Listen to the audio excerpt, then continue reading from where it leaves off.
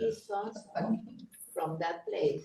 Hey, Bridget. Hey. Hello. I Hi. don't know everything. I feel like saying good Living morning. world. Even though it's not. That's what I walked in, that's what I felt like too. I said good morning too. You can do that. That's It's okay. Maybe it's just because we're like happy to see Okay. you, bring in, Oh, that's it's like nice. that, Thank lots you of for my first calling. instinct when I walk in the door is. Got the gal. Yes, well, Instrument. that's fine.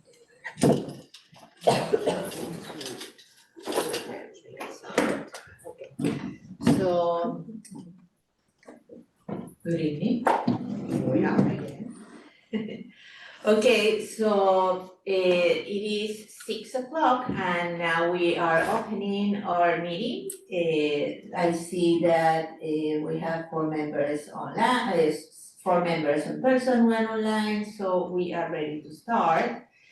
With that, I want to start by acknowledging our translators and reminding everybody that this meeting is being recorded and that is also online, so that please the translator give the instructions to the people. Yes, good evening, everyone. Zoom interpretation feature will be used in this meeting for English and Spanish support. All participants on this call must select their language of preference by clicking the language when the host turns on the interpretation feature. This is found in the world icon located on your feature panel, and interpretation for this meeting will be conducted simultaneously. Thank you for your attention and collaboration. Buenas noches a todos. Se utilizará la función de interpretación de Zoom para soporte en inglés y español. Todos los participantes de esta llamada deben seleccionar su idioma de preferencia haciendo clic en el idioma correspondiente cuando el anfitrión active la función de interpretación. Dicha función se encuentra en el panel de herramientas en el icono del globo terráqueo. El modo de interpretación para esta reunión será el simultáneo. Gracias por su atención y colaboración. Perfect, thank you. So now please, oh, sorry. No, he's also in Spanish, okay. So with that, please join me on the pledge. Pledge allegiance to the flag of the United States of America and to the republic for which it stands, one nation, under God, indivisible, with liberty and justice for all. Okay, and now we're gonna have our brief acknowledgement of land and life. San School District is located on the ancestral and unceded land of the Oquiva Ognon tribe, who have peacefully honored and cared for this land for thousands of years. We recognize that every member of the Sonidol community continues to benefit from the use and occupation of this land. We acknowledge our responsibility to learn from the wisdom of the Oakland people and to consider how we might work to repair injustices and to move forward together in honorable ways. With that, we move to the approval of the agenda as it is. So right now, perfect. The board wants to, okay, is there any comment, I think, from the community about approving the agenda? No, with none, then we move, board, is there a motion in approving the agenda as it is right now? I move approval of the agenda as listed. A second. Okay, all the votes, if you are okay with this, please say aye. Aye. Okay, with that, the agenda passes as it is. And with that, we move to item 3 of tonight's study session, which it is an update of our strategic plan. And for that, we have our wonderful guest, Mr. Mutu Fatbagi. Very well done. Yes, That was very well done. Thank you. Good evening, everyone. Nice to be back. I want to begin by thanking you all again for the chance for my team and I to assist you in putting your strategic plan together. It's going very well, and we're approaching the deadline. The final approval is scheduled for May 9th, I believe, and I think that's a mid-April check-in with the board. But it's going really well. We have 2 additional meetings, which I'll touch on in a few moments. What I'd like to do this evening, it could be a very short meeting, will be to update you on the draft plan, but begin by just reminding everyone of the context. You can see it on the screen. Let's see. This is so fancy. How do I advance? Okay, will it work now? Okay, great. Great. Thank you. So we've come quite far. You may recall that one of the core principles of our approach to planning is that planning is about getting all of us on the same page, going in the same direction. And one of the ways we do that is by embracing the diverse voices of the communities of interest in Sunnyvale. I think we've had about 24, 25 community engagements. The most recent one was just this afternoon with district staff. And we have about 4 more before we hit the early May date for formal board approval. It's evolving fast. In fact, the draft of the 4-page draft that you have, which we sent out on Friday, has changed twice between last Friday and now. Because as each new group gets a chance to vet it, we keep adjusting it. And that's where it's going to remain until the final version comes to you in early May. Excuse me, do we have one more working session with the board or no? I think we do. Yeah, I thought we April had one 20, more. April, Okay. yeah. yeah, and that's 2 hours. It's a good, Yeah, okay. Yeah, you Thanks. do have one more. This is the graphic organizer of the finished product. Think of it as 3 main sets of recommendations. In what we call circle number 1, it's all about students, our values, our promise, our goals, our measures, all of those things that relate directly or most directly to outcomes of students. So that's circle number 1. Circle number 2, it's about the strongest driver of student learning, and that is instruction. And that's work that we've been doing on the side, so to speak, with the teaching and learning folks at the district. In fact, we met this afternoon just before this meeting. And then circle number 3 is the infrastructure or the key strategies. We call them signature strategies that we can implement, that we must implement to achieve the goals. Let's see. So let's take a quick walk through. I think this was sent out earlier to all board members, I presume. they have, I don't know if they have, do you have hard copies or just soft copies? Just soft copies. You mean on This- email this- today? No. It was sent on In the packet. Friday. Yeah, it's in the packet. I think should have gone out on Friday. Yeah. Yeah, okay. But the, Wait, sorry, so we were given one, we got one in the packet That's that's the one. online. That's the one. And then we got one that was, Oh, you we got got one. another one that said this is a Okay. revised. yeah, March 11th, on Monday. correct. This looks super microphone. And then this, let me go back to, and this one is different, as you can tell from the, cover page. It's part of the successive iterative process. I will point out what's different between what's on the screen and what you have in a few moments. Was it from microphone? If you look on, you attached it to the board March. agenda, didn't you, Jesus? It's March 11th updated. It's Yeah, called, so it's in from it's in the Jesus. agenda packet. This one's in the agenda packet, and we also have one. So if you In have our the agenda email. open, it's the We had a attachment. newer one. If you have the agenda open online, you have the Yes. newest one. Okay. Do you have the version with the musicians on the cover? Yes. Yeah, that's it. Oh, you're up to date then. Okay, perfect. Awesome. That's great. Okay, it's evolved some, we sort of diversify the pictures on the cover page a little bit. But more consequentially, the difference between what you probably received on Friday and what you have in front of you goes back to some really strong feedback, strong positive feedback from parents of special ed students. It was the most highly attended of all the community forums and family meetings. We had about almost 40 people at the first one and about 14, 16 people at the second one just a few weeks ago. And during the discussion, they were initially concerned that these qualities and attributes wouldn't work for special ed students. But the more we talked about it, the more they felt like, yes, it would. That, I want my special ed student to be a resilient learner, to be a critical thinker, to be responsible, and so on. We did give them the opportunity, though, to think through how the attributes, the bullets under each one of those 4 big buckets, how they could be different for special ed students. And they came up with their own set, not entirely 100% change, but a few areas where they felt that we need to make adjustments.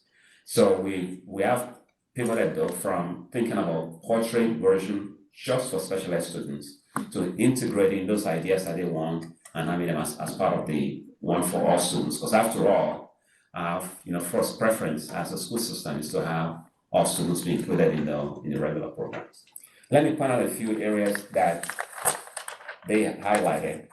Under quality number 1, critical thinker and effective communicator, the first bullet, the last 3 words, other modalities, came from them, and this is an attempt to accommodate what they recommended. So, critical thinker column, bullet number 1. Okay. Under the second one, resilient learner, the last bullet came strictly from the special ed group. And then the more we looked at it, we said it makes sense for all students also. They were the first ones to bring that up, to raise that as an attribute. Under healthy mind and body, the multiple modalities phrase in the second bullet also came from them. And under effective collaborator, the 4th column, the second bullet from the bottom, responds appropriately to personal and social cues. That was a big deal for them, but the more we talked about it, it makes sense for all students. So we ended up, again, with one document. What we recommend is that we actually, because they all haven't seen this version compiled, that we'll send this out to them and just get feedback from the community. It was very well attended. The meetings with the special ed group was very, very well attended. I'm going to pause. Any questions, comments? Yes, please. I would like this to be printed in black instead of gray in the future. Which one? The everything under the blue in the little boxes, it's kind of harder to Oh, I see. read. You mean the bullets? Mhm. Okay. Thank you. But thank you. That's zooming in. I can relate. Mhm. Other comments? I think that feedback's really important, and I'm glad that you were able to receive that and they were able to provide that feedback. It's I think easy for us as people of, neurotypical privilege to overlook those other modalities, and that I'm glad that we're including this within our Thank you. goals. They were a really enthusiastic group. They did really, really good work. And they showed up 3 times. Good. Other comments? Okay. On page 2, no substantive changes. Page 2 is about the 4 goals we want for students and the indicators of progress towards those goals. There's a couple of suggestions in an email from the board that we can incorporate, but again, no major changes that we want to highlight. Can you move on to page 2? Oh, yes, thank you. That one looks like page 20. Oh, I'm sorry, can I have the 4-pager, please? Okay, thank you. There. Yes. Okay, so page 2 again is about the goals and measures. No major changes since the last revision. Page 3, So for page So, 2, just page 2. yes. Nancy, did you have a question about page 2? yeah, I did have I'm trying to see, I have to toggle off of my other one because page 2 isn't centered in on this. I think, I'm wondering more about the measure for student engagement, the 3rd bullet. When talking about student leadership across all groups. I'm sorry, which goal are you referring to? Excuse me here. 3C. Yeah, 3C. Okay, please go ahead. So how are we going to be measuring that? That, or what? Go ahead. It's just making sure I understand what it is that we're looking for. Are we looking for diversity? Are we looking for numbers? That, Yes, so go ahead, read it. so Nancy, I think this is from the day, I think there was a governance team day that you weren't at maybe. right. And this is from that, and we were talking about equity, a representation across student groups. So like if you were looking at whether it's student council or whether it's, what do they call the CMS one? The, like the web kids or all the, the different kinds of groups that are student leadership, clubs and things, like just that we would see that there would be representation, of, all students would be represented as participating in student leadership of some sort. Okay, that's what I thought, but it wasn't clear to me if we were looking at more equity rather than a number function, because or whether we were looking at. Yeah, I think I know what you're saying, like student groups, do we mean different diverse groups, or do we mean student council and web? Like that, those are two different groups too.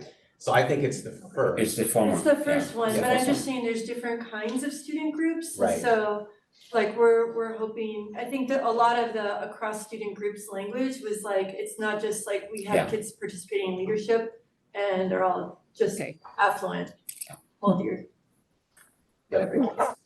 Right, yeah, as long as we're making sure that we're inviting additional opportunities rather than looking at the traditional limited opportunities that all kids are competing with when it comes to leadership. Thank you. Bridget, try to comment?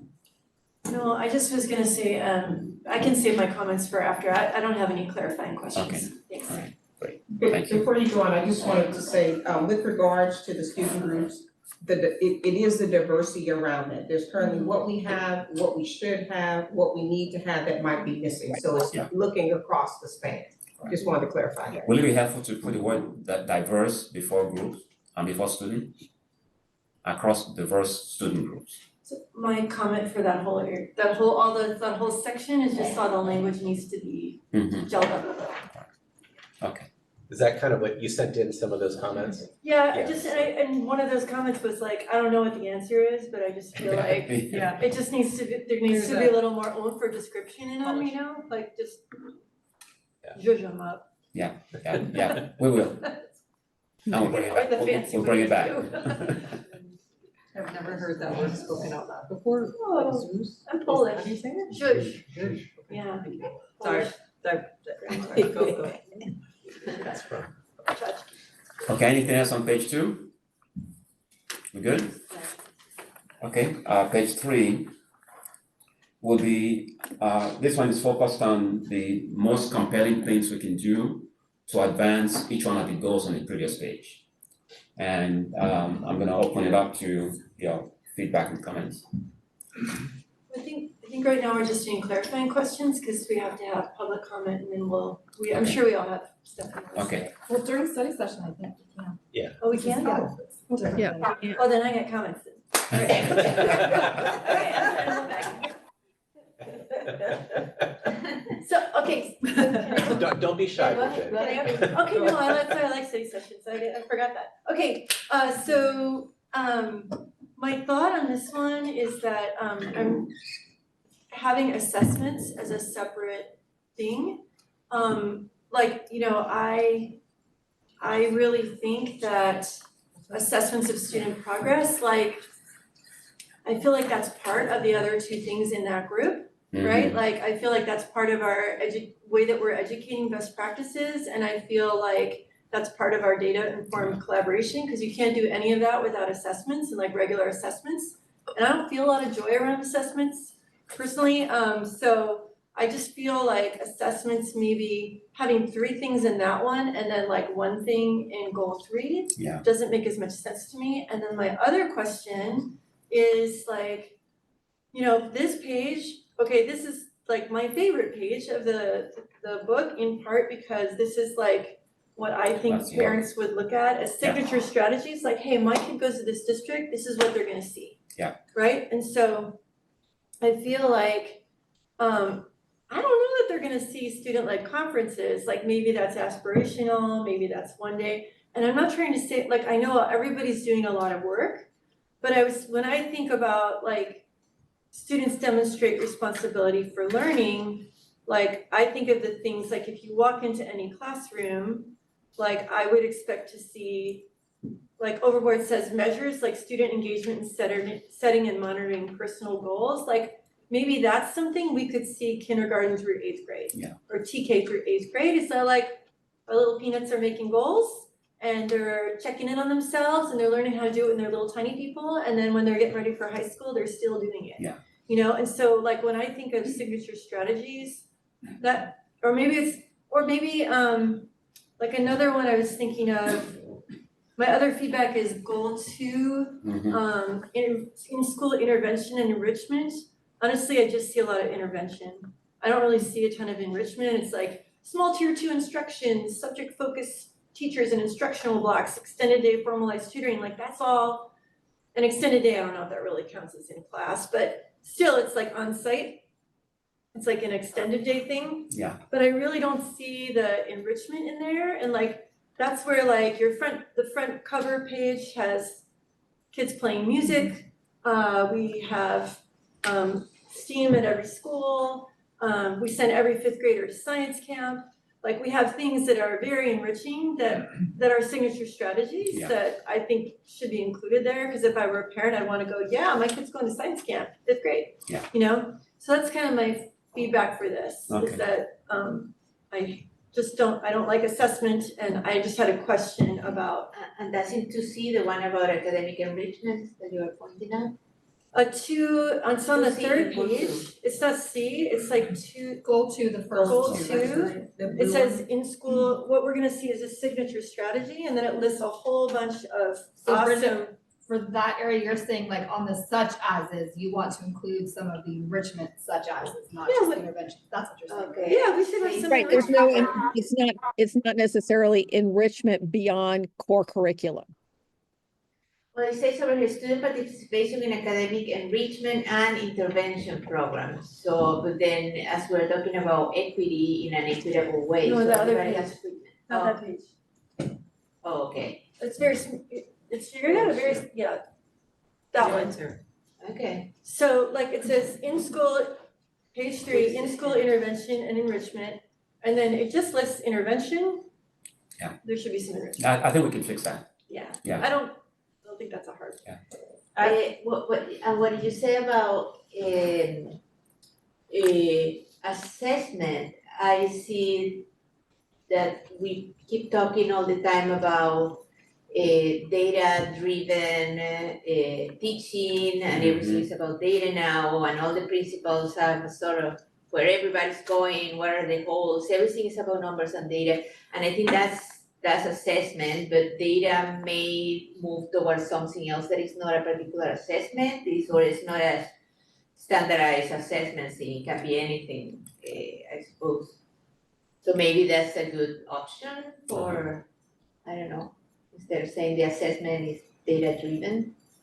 Well, I just don't know that we need a whole thing that's our signature strategies that we assess everybody like crazy. Like I don't know, I mean, it's a tool that we use to align our instructional, well, to, you know, it's one of our instructional best practices, but I don't know, like, I don't think it's one of the most important measures to know where a kid's at, to how to improve them. Well, I think, isn't that I feel like that's in instruction. I feel like that's in instructional practice, and I feel like if you say like, I mean, who is this facing, right? If this is facing parents and we're gonna be like, yeah, we're gonna assess your kids, like, I don't know, I feel like. It is obvious. You're obviously gonna assess them, so it's not So- a- I don't know if it's page worthy Okay, yeah. Like I mean, Our I strategy, count my yeah. cookies carefully and I feel, I don't know that this, I would give this one, I mean, Yeah. I feel like this could be rolled into the other stuff somehow. We can do that. That's my feedback. You guys Yeah, I see. take it to the teams. Instead of that, calling the. But we the could team of say that- teachers this afternoon actually wanted, they made a case for it. To have assessment? Yeah, just the whole Those principles. principles, Yeah. mostly. Right. I wouldn't want to pull it out without a further discussion, I don't think. No, I know, I'm Yeah. just, Yeah, And that's what I think, because what we're doing, well, is definitely we're assessing them for that, but it's working out the data that we get from those assessments and then changing the teaching depending on where the kids are at each stage. So it's more, it would be more important to say that we are into the science of teaching or the data driven something instead of There's we are data Can I informed. inform? That's the professional collaboration. I feel like, yeah, maybe this is another one of those.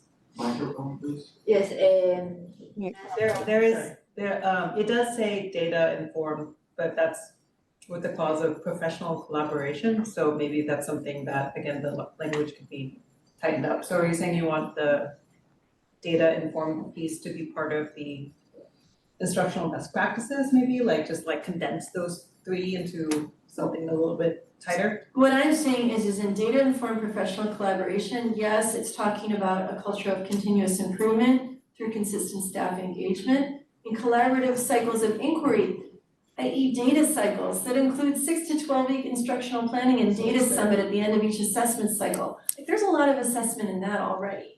So I don't know why we need a whole nother thing about saying we're also going to assess student progress. It's one of our keynote things. so you're almost saying like combine 2 and 3 together. They're really I close. have a already. different, Yeah. hi, Catching that you're saying. That's Wait, all, that's can all I'm saying. I'm not saying get rid of it. I'm saying, yeah, Nancy wants to say something. Go ahead. hi. I have a different perspective about what assessment is. You're thinking of tests. Assessment is observation. Assessment is broader than just testing. And that's why I think it's important to talk about assessment in a broader context. If you're just thinking about a data point on a test, that's very limiting. But assessments, we do a lot of things that are not strictly testing. I understand that, Nancy. I know what formative assessments are. I understand what you're saying. But that's not what I mean. I don't think that it reads that way in its current form. Yeah. And that's my feedback and they can, Yeah. Okay. you know. This is a public facing document and I'm sort of holding back because a lot really depends on how people will respond to it. So if people are gonna see assessments and think of state tests, then I say don't have it. Don't put it in there. Embed the idea or the intent of assessment in the first one or the second one. It all really depends on what will attract people to the document. And it can stay in if you feel most of your folks will be attracted to that. We can take it out as a major heading, but with the definition, we can work into one of the other two statements. But this That's is really your Silicon call. Valley, I think data driven is a more attractive word, the area. But other than that, it's 4 times in that document, so it's quite important. But then climate or environment is only 1. And then we don't have the word reading, math, or science anywhere. I don't know if that's important, but I just wanted to point it out that, Actually, that's important. We can work that in on page 2, actually. okay, Yeah, on the those measures. or STEM either. STEAM. STEM and Yeah. STEAM, both, none of them are there, yeah, Yeah, those can go on, rather than making them implicit on page 2, we make them explicit. okay. You know, part of the challenge too is about grain size. I want to go back to your examples, Bridget. This page 3 is not what I will see when I go into the classroom. That's the next level down. So take the portrait of the graduate or of the learner. Yeah. Now we'll take what's on page 1 and I will say between K2, what will I see if that's happening for my kid? then 3 to 5, and then 6 to 8. So that next level of detail, it won't be in your 4-page document, all right? It's a little bit finer grade size. Sure, but I just mean like, these are things that like, if you were trying to say to parents and families, like, if we only have one signature strategy for Responsibility for learning. for students demonstrating responsibility for learning, and that doesn't really exist yet. I mean, it exists in some grade levels at some schools, like, I don't, Yeah, the principals kind of said the same thing this afternoon, Yeah. or something similar. Yeah. so I'm guessing that we have other things that could go Oh, there, okay. hopefully, or maybe that's a work in progress, like maybe we're developing it, you know? Well, this is the aspirational document. If we're gonna go there, we should work it into the document. Okay, So I want to clear up some takeaways. One thing I'm hearing is that it'll be nice to have 2 strategies per goal. All right, so that's one. The budding consensus is to not overplay assessments. Okay, that's and then the third idea is on the enrichment piece to really build that out. Okay. okay. We good? I would say on the assessment piece though, I would, like, it's as tricky as people were talking and then as you shared too, right? I was thinking about, it's tricky because this is a public facing document, right? And so, but there are lots of different groups, right, that, right, like, yes, there's the parent piece, and if I'm just thinking about parent piece, I totally agree with what Bridget's saying about that space, right? But if we're thinking about, this is a document that all of our staff is going to use, and if our principals and instructional leads are saying that should be in there, then I would support it being in there, because if it's gonna help drive our classrooms, which is the most important space, so that's where I'm a little bit torn on taking that out. I would be dependent on how principals and instructional staff, if they feel like it's important to be in there, then I would say let's put it in there. But So- my challenge is with that is that I don't think we should, because the way it's just standing alone there, assessments of student progress, it sounds like we're assessing for assessment's sake. And I feel like I'm totally cool, I love formative assessments, I love more formal assessments, I love data-informed conversations and differentiation. So I appreciate that. I just don't wanna say, like, even to someone, come and work in our district and you're gonna be doing assessments and assessing all the time. So yes, you can see it very positively, but if it just stands as assessments for assessment's sake, I don't think it's as necessary. But Well, it still if we- should be there, like, it's part of what we do, and that's how we drive differentiation.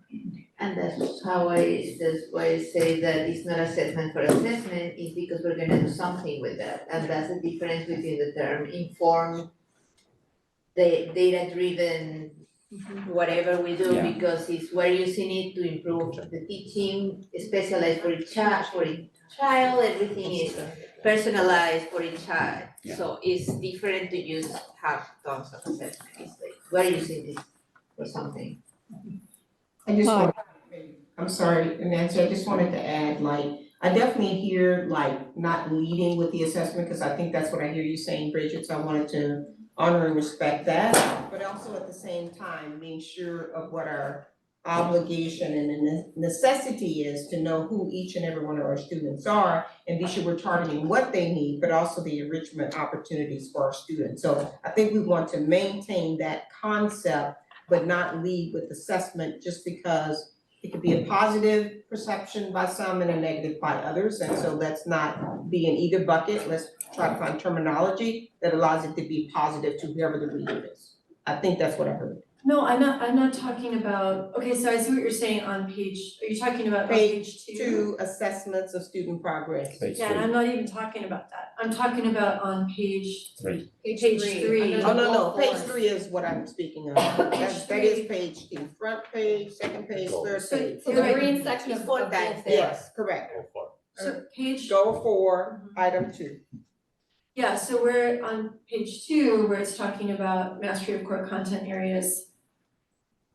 Wherever you wanna put assessments, this is totally fine with me. It's a big part of what we do and how we're getting there. Mhm. I'm saying that on goal 4, I'm not sure we need 3 bullet points because I feel like assessments are part of a bigger picture, whether it's trying to deliver like, you know, the term tailored instruction, right, that we're always talking about, or improve our teaching, informing our teaching, continuously improve. I don't think it needs its own line there because I feel like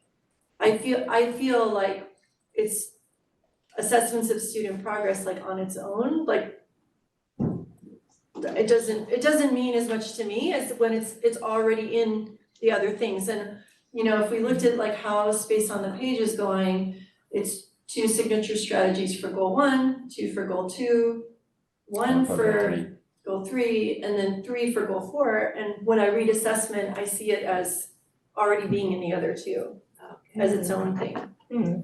I see. That's, I have a request for something for goal 2. I'm not sure goal 2. We're on page 3, right? Yeah, the blue section. I'm not sure I think that intervention and enrichment should be married like that, like in one bullet point. I feel like it would be beneficial to flesh out the enrichment portion more and to lean into that enrichment piece, that specifically that equitable opportunities for growth enrichment piece, and as a district to commit to #SparkJoy and with that enrichment for the kids. So both are important, but I don't quite see why they're one thing. Okay, so we should have an extra point there, one for intervention and one for enrichment. That's my thought. That makes We're sense. going Yeah, away from because- 2s. Yeah, we are going away from twos, so. Why not? Yeah, it makes sense because one is about, you know, the happy thing you do on top, the cherry on the top, and the other one is the need to catch up and get there.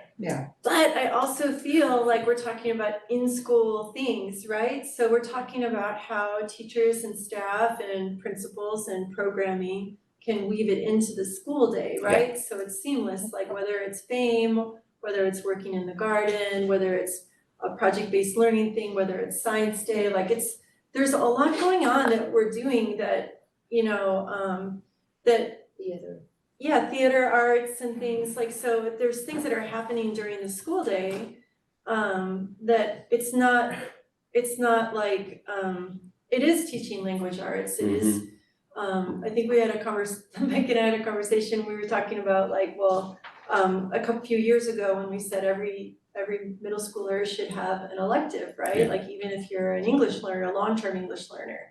And the whole pushback even then was, well, if you're a long-term English learner, maybe you should just be learning English for that extra hour every day. But it's like every class that you're in, if you're taking theater, if you're doing art, whatever, if you're surrounded by language. It's not English as a foreign language. We're here, right? It's a different system. So anyway, I fully support elaborating more on the enrichment. And Eileen, I also heard you, I didn't see any enrichment in that bullet point at all, so that's what I reacted to, right? Okay. Yeah. All right, would you be okay with a few more signature strategies? Huh? Would you be okay with a few more signature strategies? Yeah, adding one more in goal 2, that's what you mean? Yeah, more than 8, More than One, and so it's part of the trade-off. 5, 6. I hear you, Yeah. let me work on it, Okay. we'll work on Makes it. sense. So I have one more point, Sure. with regards to assessment. Instead of saying multiple assessment, it's more multiple pathways. Because we're talking about different ways of doing it. Where are you? So on goal 4, assessment of student progress, authentic, age-appropriate, multiple pathways to monitor student progress. So that takes it out of just the testing, traditional testing kind of modality that you were concerned about. Just a word you could use. So instead of multiple assessments, it's multiple pathways. But your case is still to not call it out. Well, no, you could just move the whole sentence to either the first one or Or the the third third one. It doesn't, I don't think it needs to be its own big bullet point. Okay. That's just, Yeah, And then if we're ready to move forward to the core values. Yeah. That's the back page. Yes, I mean, I think it's very nice, and we talk about this, we took out things like imagination and things about, because I thought, Can you now advance, when you bring, sorry, what? can you advance the, Oh, thank the- you. Okay. It's also in your Simply app, you have it there, in the agenda. So it's, if we get it, yes, I like it, but, well, one of the things about the imagination when we had it before was, that part about engineering and Mhm. building things and being an artist too. But I think, other core values other than joy, first I thought that joy, we talk about joy in the joy of learning and long life learning. I know we have somewhere else that lifelong learning thing, which is important, but it's like joy to be there at school and learning and always, and learning and teaching. Instead of joy on our life experiences. Then most of them, we have, except for excellence, courage, justice, compassion, that I think they could be, instead of 3 things, maybe 2 somehow, and put more about academics and excellence and being amazing at school. For our core values? Well, I like, okay, so we got rid of love, apparently like a while ago, apparently, so because love could be weird.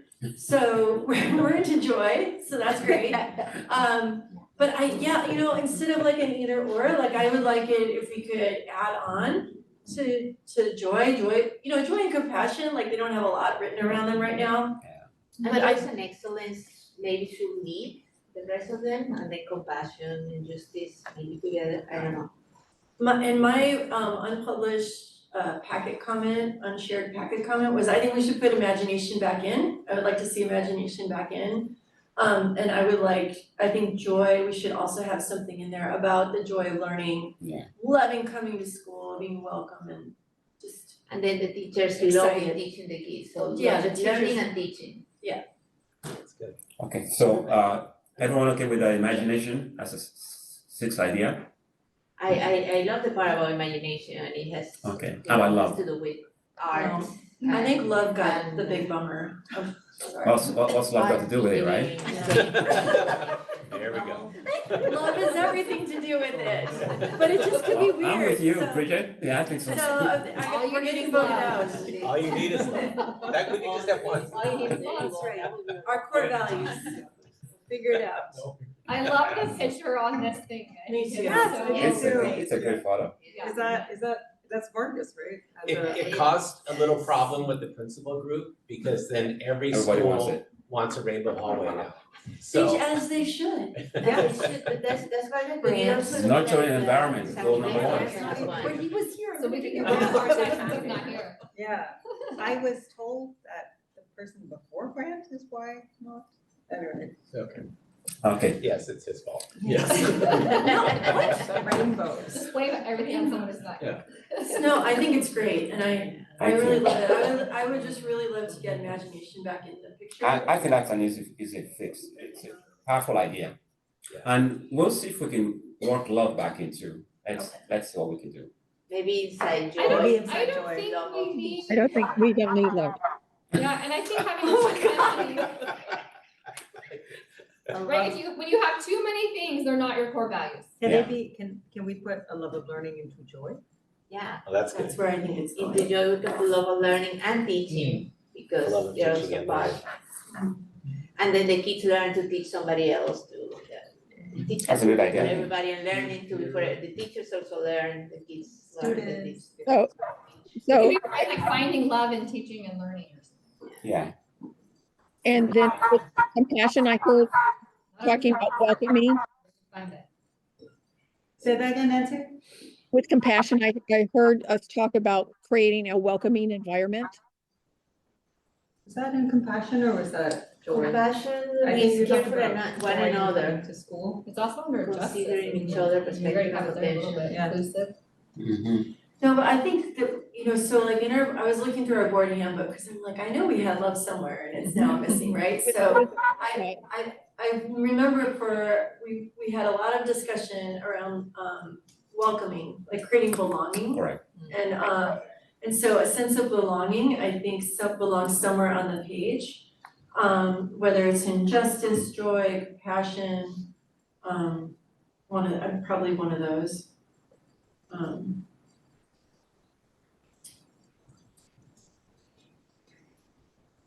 Okay. Well, what do you think about Isabel's comments about weaving a little bit of like academic talk into this section? Which one's For core values. Yeah. Cause what I heard you say, see it again, you were saying a little more Yeah, about that justice, courage, compassion, those are, yeah, definitely part of what we do and we lead with that. But then excellence is the last one. And joy, I thought it would be more into the joy of learning. Yeah. Because it's important that they are there to learn and to grow learning and keep learning forever.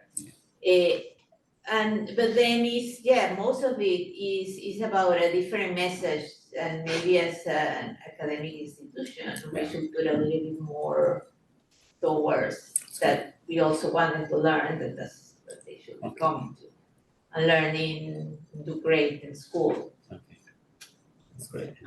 I just wanted to remind Yes, that's good. around the joy of our students and our families and life of our students when they leave us. So I definitely hear the piece about the teaching and the learning and the joy and incorporating that somewhere. But I wanna also remind us we talked about how do we equip them when they leave us. So I wanna be sure we don't lose that component of how we send them off as well. No, I think we were talking about adding on instead Instead of taking out. changing, because we like that. I would like not that. wanna lose this piece, because No. I care about the life experiences more than because like in my mind, life experiences includes your time at school and your time out of school. Yeah, but again, if you have joy while you learn, you're gonna be picking up books all the time and learning more. That's what we want. We want them to keep learning forever. You're always learning about, I don't know, the manual of the microwave, whatever you do, because you wanna learn and you are excited about learning that new thing. And that's what we want to install in people, put in people. And also, Mike has a great idea that justice will be the perfect place to put the word environment and climate. Honor justice. Yes. Say that again.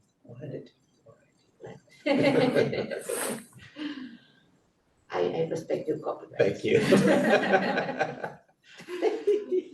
Great. I think that's good. Okay. Keep the picture. We like that. Oh, yeah. Don't change Yeah, that. that's a good photo. Okay. Anything else? Fine. So we heard last time, I think you said that you felt like the equity statement was a little wordy, like a little wordy. Were you thinking of addressing No, that? this looks good. This is okay. Yeah, we cut a paragraph out. Okay. Some of it, that's what I was wondering, I just feels like it looks different, but I don't know how it's different. There's a tricky paragraph that That one has 5, this one has we left 4. out. Yeah, And we took out the word citizen that we have in that one, isn't it? yeah. When is that piece? So what was taken out? Need to go look at the poster. Yeah. I think it's the first paragraph. Yeah, there is no citizen in this one. Learning without limits, no, I'm sure I didn't take that one out. I don't need the answer now, but maybe just like either, like if someone could just, or just. No, actually, send us we didn't both take anything to look out. The light blue text has that first paragraph, just shortened. So it's all the Yeah. same? Yeah. Okay. So it is a really powerful statement. Yeah, Mike, I know, weren't you wanting to change it?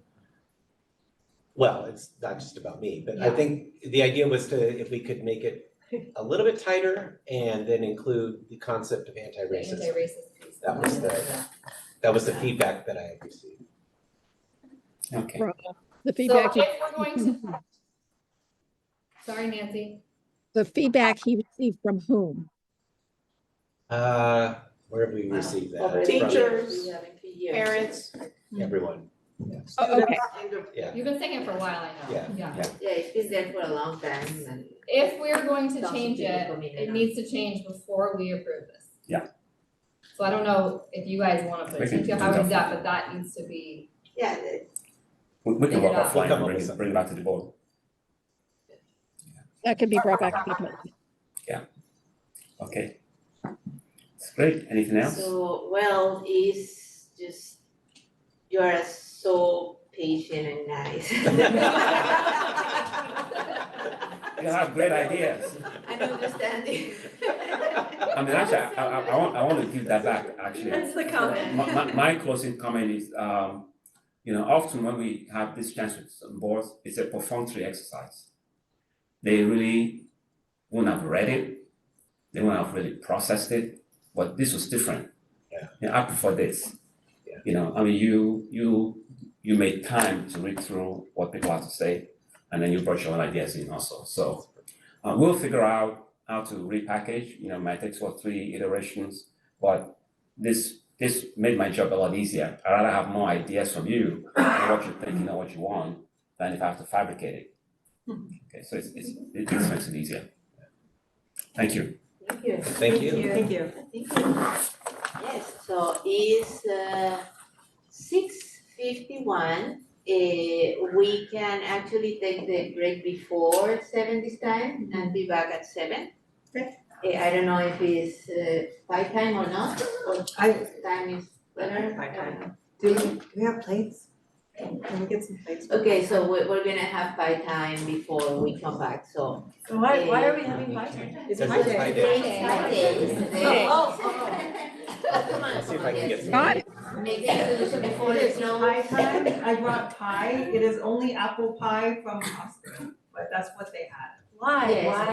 Yes, why? Tell us why. Apple pie is nice. Explain to us what it means. It is Pie Day today, it is March 14th, it is a made-up math holiday. It is like surprisingly contentious within the nerd community about whether, it should be considered, today should be Pie Day because the calendar is not in base 10. Because maybe it's actually half Tau Day, maybe instead we should celebrate other constants.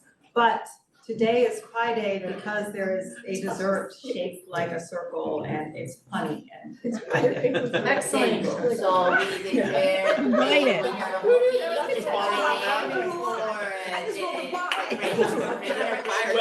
Celebrate it as a pie break. Pie break. Yes, okay, see you here in 10 minutes. There's a lot of school for me to give you all. Isabella, regular agenda item and some sort of dessert. Yes. Actually, 2 out of 5 meetings have had dessert now. I was so worried, you were like in the hallway, they could hear you. Oh. They had a testing for the Human Award, She was and it was pretty cool. I thought like, well, then, yeah, I'm not gonna. I had a, not really, And like, then a they couple have of different tweets type of lava cakes and like pie essentially cakes. like. They had a cheesecake that had I actually. didn't. Decadent together. And then it was like, okay, let me just try it. I will take the name, the rest home, yes. Let me just, I did not have that. and then I don't wanna take, I don't wanna waste the container on But it. it will, like, if I'm talking, it starts scratching. Okay. My phone a little bit. Because that's, I have not had a. I thought you were choking. No, yeah, well, because I think because of this like ice strategy, and then I got through it. Like just now, like eating again. There's something in it that's making it. So just eat it.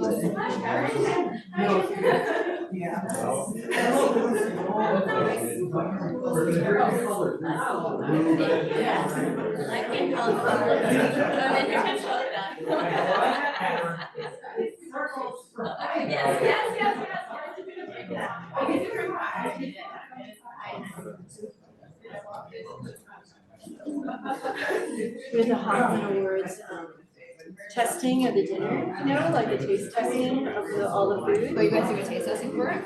Yeah, it was pretty great, and she brought out like extra bread and extra desserts, and we were like, Oh my God, and I wanna be on that taste testing, I'll take that job. I didn't know that job existed. come next time. I'll invite you.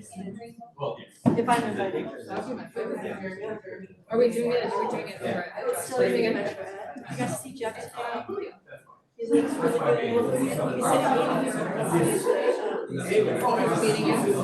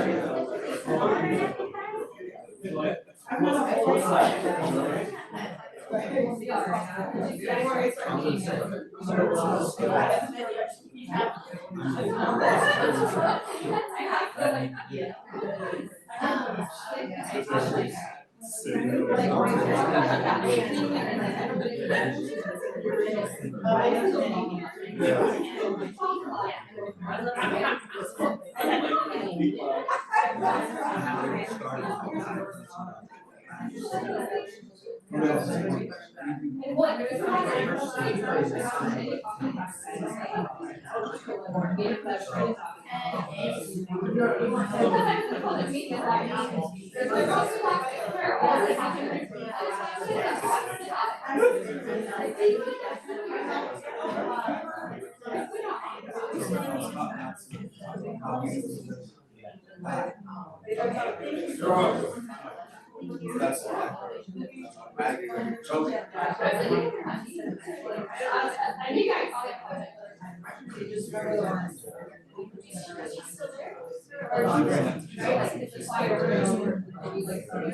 he did.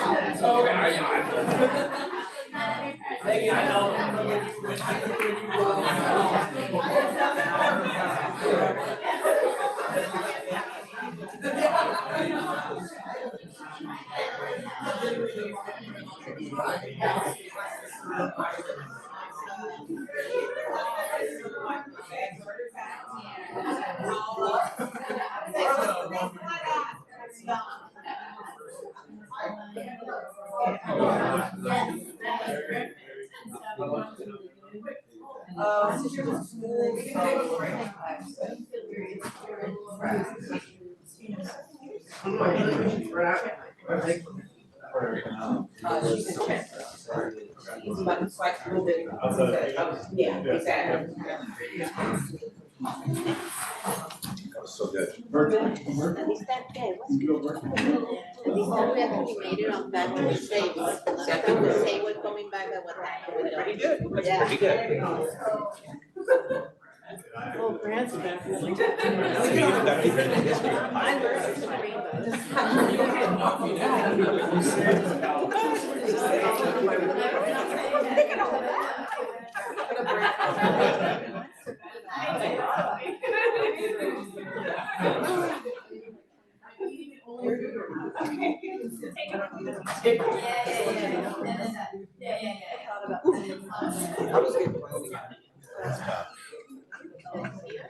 It's been a tough couple of days. Not with anything, it's just like, actually all good stuff. Thank you. Okay, the world sugared up is now 7:01. And we're coming back to session. So now that we finished item 3, we are moving towards item 4, which are the comments from the board and superintendent. So if we are gonna, is Nancy here? Okay, yeah, we're coming down, starting with Nancy and then down the road to me. Mike, Nancy? Yeah, so it was an exciting week and I appreciate the opportunity to participate in the California School Board Association Legislative Action Week. And it was exciting collaborating with other fellow board members in advocacy for some key points that CSBA would like to move forward this year. Thank you. Okay. Sure. I just wanted to give a quick kind of report of board office hours today, and if I missed anything, Isabel and Mike can have feelings I might miss a few things. But we were at Fairwood, we had like 5 to 7 parents, mostly from Fairwood, but 1 or 2 from other schools who came and joined us, so we had a great conversation.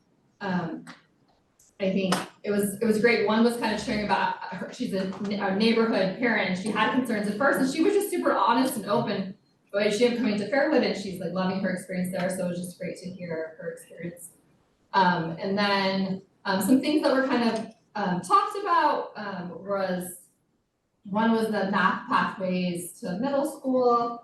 Gosh, I had them in my head and I don't know, hold on. And then what were the other, there was like 2 other kind of main. The TLD change. Oh, yeah. So the biggest one was kind of the conversation about the change to having the elementaries line up with on the Wednesday mornings, and just how that's helpful for some families, but it's gonna be harder for some families, and how we navigate that. And the referee said, hey, as we start next year's processing, and you'll share out with your principals and district staff, what's working, what's not working. And there was like one other, I think there was one other main, Isabel, do you remember? No, pretty much. I guess we kind of went on some tangents related to some, grading. Yeah, we talk about the Fremont High School. We'll talk about our grading too, the 4-point scale, so I think those were the main ones, Yes, that's it. and that, yeah, was also a bridge about grading between our policies on all the way to college. How they change or reflect or why we do what we're doing. Okay, I didn't actually do that much the last 2 weeks, but some of the things one thing that I've been thinking about a lot, is something that Mike said a few weeks ago about how public education is the bedrock of democracy. And similarly, something that Michelle has been advocating for, which is arming our students to fight against disinformation, like having media literacy. And this is something that we talked about within our strategic plan goals. It is relevant to me currently because I feel like there is a lot of disinformation spreading in our community, like in our immediate community, but also with our neighbors to the south. And it is frustrating because we have all these rumors that we just aren't equipped to combat. I don't know if the district specifically has a role in this, or this is us as elected officials or community members, but I feel like one thing we can do and should do is arm our students, or the future voters, the future people who will hear these rumors, to be able to combat them, to be able to look up the information and say, no, actually, I found this information. My son is 9 and he is challenging in that he challenges me a lot. He says, how do you know that? How do you know, why do you think you know that? Because I do it to him. And I guess that's where he gets it. But it's so helpful because, maybe I should question all my assumptions, and maybe not all children should be like that necessarily, but have some of that, and I feel that would be very valuable. Thank you. I forgot to give a shout out about the ledge brunch that we had. It was yes. super fantastic. Maybe one of you is gonna talk about it or something. You can talk about it if you want. Yeah, okay. So I had a couple things, yes, we had helped out in organizing Ledge Brunch, but I had some activities, I sent them all in, did some volunteering, went to some events, been super busy. But I wanted to talk about a couple things. One thing that I went to in the last week or so was the staff and teacher housing over at Mountain View Wisman. And I saw people from our JPA were also there. But everybody, for all trustees and superintendents were invited from across the county. There were probably about 20, 30 people there going on the tour. Their facility is not yet open because it is they're still waiting for the parking to get completed or signed off on or something. But basically the thing that they did was they bought in with the developer, and they basically have their own tower of about 120 something units, studios, 1 bedrooms and 2 bedrooms, and they're about $2,000 per rental unit. And they have all sorts of amenities that they can have because they're part of a larger complex. And they did not take any federal or county money, so they used bond money, and they don't have to share with other districts or random people from around the county, and their staff is pretty excited about it. So they might be doing a second round of tours, but they will be having at the next SCCSBA brown bag thing, that's gonna be the topic, and different trustees who've done that are gonna talk about it, but I'm really hopeful that our JPA will start looking into, I know there's a lot of explorations, we've gone to a lot of county, I've seen Mary Beth at county things. I hope that we can do that because one of the data points that we heard was that it's like 90% of the recruitment that we're doing is actually based off of retention or something, like we're trying to keep people here. Maybe that was county or statewide. Okay. The second thing I wanted to say was I'm hopeful that I was reading that we got an email from a parent about the schedule that you mentioned from Fairwood. And For me, I went back and I watched the video because I was informed by the district that we had the meeting, we had a presentation and discussion in November, and then we approved it at the December meeting. And so I went back and I watched the meeting, and what I realized was in the meeting, we did not talk about schedule at all. We were mostly talking about calendar alignment, dates, things like that. And then when we approved this calendar with the schedule change, it came back on consent. And so that was also our organizational meeting. I believe Eileen had just had a baby and she was in 2 places. So you came in for the organizational meeting and then all of a sudden I'm watching this meeting and you're on Zoom, that's hardcore. So I'm not saying we were slacking in any way, but I think that when I was reviewing it, I did not catch the significance and all the multiple things that have to change for us to go to an early start, particularly with the preschool, with some of the after-school care program rooms being used by preschool in the morning.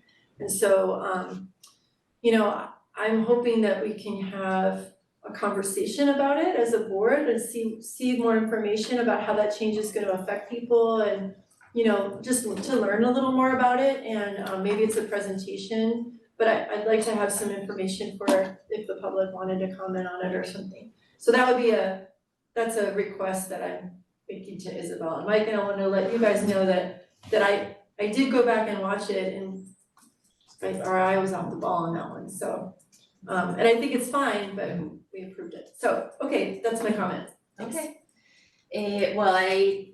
It's been extremely busy, if not stressful, couple of weeks. Yes. Because among many things, there has been the Legislative Action Week, and with the legislative also branch coming from the county organization and the state organization, then the future trip to the federal talks about that legislation. Then we have something interesting that when we came to the League of Women Voters meeting, Cindy Chavez, for example, was talking about the budget and the fact that they are 250 million in the red. And with that, we also heard the state and everything that we learned from the new legislation that is coming, that they're trying to borrow money from future Prop 98 in order to afford this Prop 98, which is our money. And the way how, they're even somehow shortening more money in education because they're gonna give it to other programs, but they're gonna borrow it from the future. So I don't know, that sets a really bad precedent, which, make us obviously way more fiscally responsible, and we need to be more careful about many things, and pay more attention to our budget and learn more about exactly how each of our decisions, that is what I've been trying to do for a while, how each of our decisions will change every penny and what it means, everything that we do. As you say, there are other board members from other trustees from other places that they are devastated about each of the funds, and they know exactly who they are supposed to be taking away and what exactly they are having to cut. So those are the things that I always say, about really what will be to understand every little detail about this. So that, is just another refreshing thing. They're gonna have their state bond coming for facilities, educational facilities coming this November. With that, so it's gonna be a very busy ballot. It was a good also couple of weeks as we also had our election, so we look like we are gonna be able to keep fixing our schools on one hand, that's always good, painting schools and doing stuff in our school. With the, yes, and painting more rainbows. Uh-oh. We are gonna be able to do, and our programs, we are talking with them because with all these cuts, all this money and new programs that they opened since the pandemic, and they say that are forever programs, that they stay forever programs, so we need to fight and keep all our health, mental health, new things that we got. We need to be able to fight for keeping our TKs and the funding for our TK program, and we need to keep fighting for them to keep our universal meals, which are all programs that are relatively new and are in danger right now. So that was also part of the legislation action top points. And with that, we met with people all the way from Evan Low to the city, and everybody was somehow in the same mode of telling us what it meant for them to lose all the money that they're losing this year and how they were depressed about that. So, yeah. That's a a League of Women Voters, yeah. And that was then, fun. yesterday. So we talked last year when we started to change our calendar, we talked about maybe opening sometime this year, but again, it's like everything is a storm every month. So opening a big meeting to talk with the community about the calendar, and now we're gonna explore like the week off for the Thanksgiving week and see how that works. And yeah, this is another thing that we should be, have a big open meeting because it affects people and people have different needs, work or not work. And I hope that we are, well, I suppose a lot of us are going to SEF table, mixer next week. And I was wondering if a lot of us are also gonna be learning about the wonderful things happening on the county on Hoffman Awards. So I hope that we also get a good representation. Isabel is There- the chair of the Hoffman Awards. Yes, When so is- that also takes a little bit. May, thank you. It's in May, yeah, so I hope that we all go there, even though this time we didn't submit any projects, so that's why we didn't win, not because we weren't awesome, it's because we didn't even submit. But that's, It's the only reason we is didn't the win, only reason we didn't win, yeah. because we didn't submit anything this year. Yes, To give that other give people a them chance. opportunity because we won last year, so.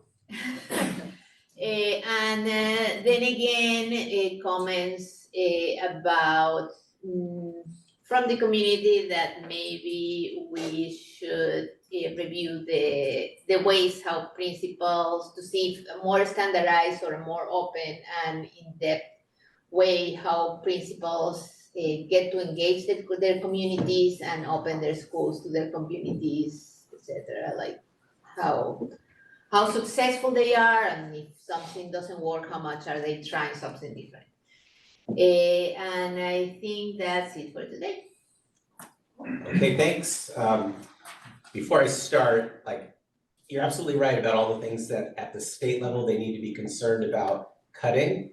Among them, TK at the state level. Remind us and the community, the state does not fund TK for community funded districts like Sunnyvale School District at all. And Sunnyvale School District is actually a test case challenging the state on that policy. So we should find out more about that soon. Costs us a lot of money, and we're happy to support those kids. We think it's a really important thing, but we think out of fairness, the state should be supporting it. So on to more exciting things. Yes, the bond measure passed. It is no small feat that we're right at 70% in a very low turnout election. That is, I just couldn't be more proud of our community, and everywhere I've been going, I've been saying that. It's really a testament to our community and the support for our schools, and I'm just really excited about that. And so I'm gonna pause for 2 seconds. And now I'm gonna talk about the parcel tax. So board, sometime between now and the end of the school year, we should probably make a decision if that's something we want to move forward to towards renewing our parcel tax. It expires in June of 2025. And so that's something we can consider. And it's 10 teachers, more or less? No, eight. Well, it raises about $1 million for the school district. It's Used to be $59 per parcel. It's different. You have to change all your thinking about how bonds work. It's $59 per parcel, which is one of the lowest, if not the lowest in the county. It raises about $1 million for the school district. Two things about Fremont High School District, because they're our partners and I think we should support them whenever we can. May 11th, their 100th anniversary celebration, which is great if we can be a part of that, attend that to show support. And then also their foundation, I think I sent you a note and I'll include it in the update tomorrow about their foundation Spring for Education. Forgot to write down the date. I think it's the 5th of April, it's a Friday, Yeah, so right. April 5th is a Friday. That it's not- sounds right. At 5 o'clock. That sounds right. At 5 o'clock, we might think about 8 people, if we can get 8 people together, like maybe have a district table, I think that would be great. So let me know if you're interested in that. And then of course, Project Cornerstone tomorrow, which is exciting. Now, the most exciting thing, I get to introduce a new member of our team. And so we did a comprehensive search. I was really proud of the work that Jeremy did. He has a lot of skill with this, a lot of connections with this. We did a broad search. We actually brought in a number of very, very highly qualified candidates.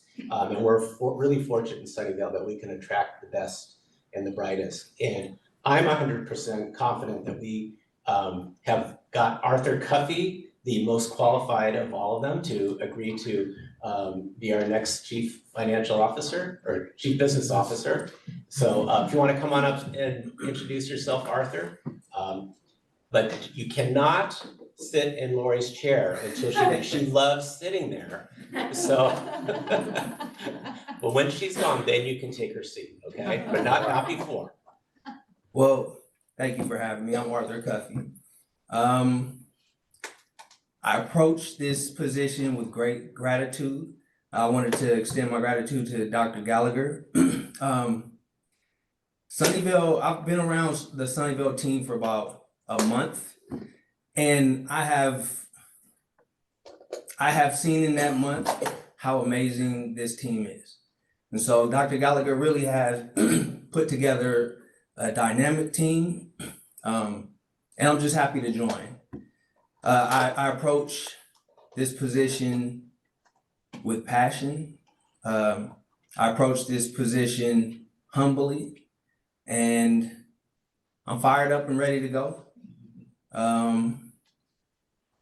Yeah, I just want to be a part of a great team like this that, brings something special to students. I am a product of a great educational system. And so I really want to give back to students and help this district achieve its goals. So I want to appreciate everyone, and I'll be seeing you all. Yeah, thanks, Arthur. Welcome. That's it.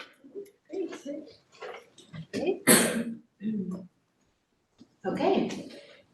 And with that, they were done with item 4 in your agenda. We're moving to item 5, comments from the Sunnyvale Education Association. Do we have anyone from that body for us to speak tonight? No, but we had a hand raise from before.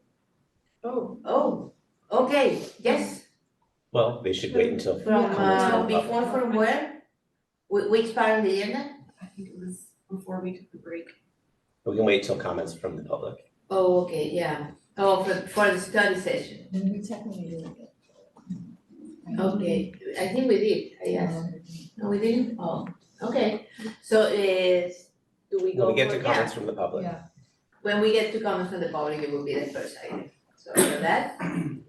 So now we go to item, then we go to item 6, comment from the California School Employees Association. If there is anyone from that body who wishes to talk to us about anything. Okay, we don't have.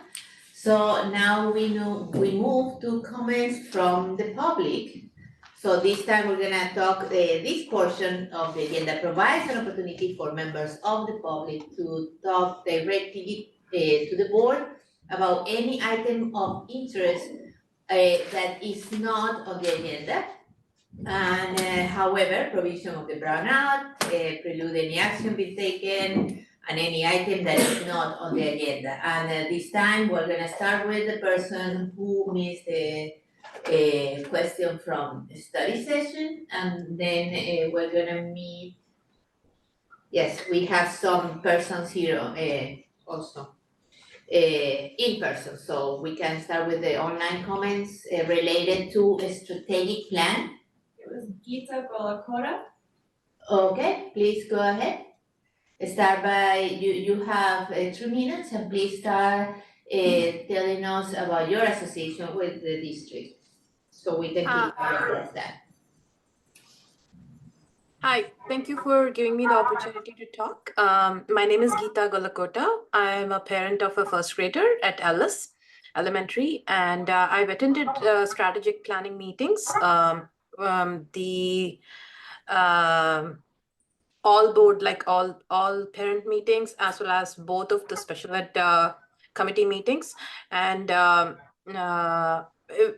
most of us parents are very concerned about the data, the assessment data that was presented. And I emailed the board and Mr. Gallagher about some format where we can have an understanding of the assessment results, because some schools have performed well, better than the state average, and other schools are not doing well. And I know we have an awesome and dedicated special ed team. So it's really important for us parents to understand how this data is coming up and what we can do for our children, or what it is that the missing gap, or like what's going on. We want to know more about it, and wondering if there were discussions, anything that we should know about. Thank you so much. Thank you. Thank you. So now we move to the, do we have any online hands for this particular item, which is not the strategic agenda, but the comments from the public? For items not on the agenda. For any items not on the agenda? Okay. So with that, we have 3 comments in person. So please, we're gonna start with Peggy Brewster.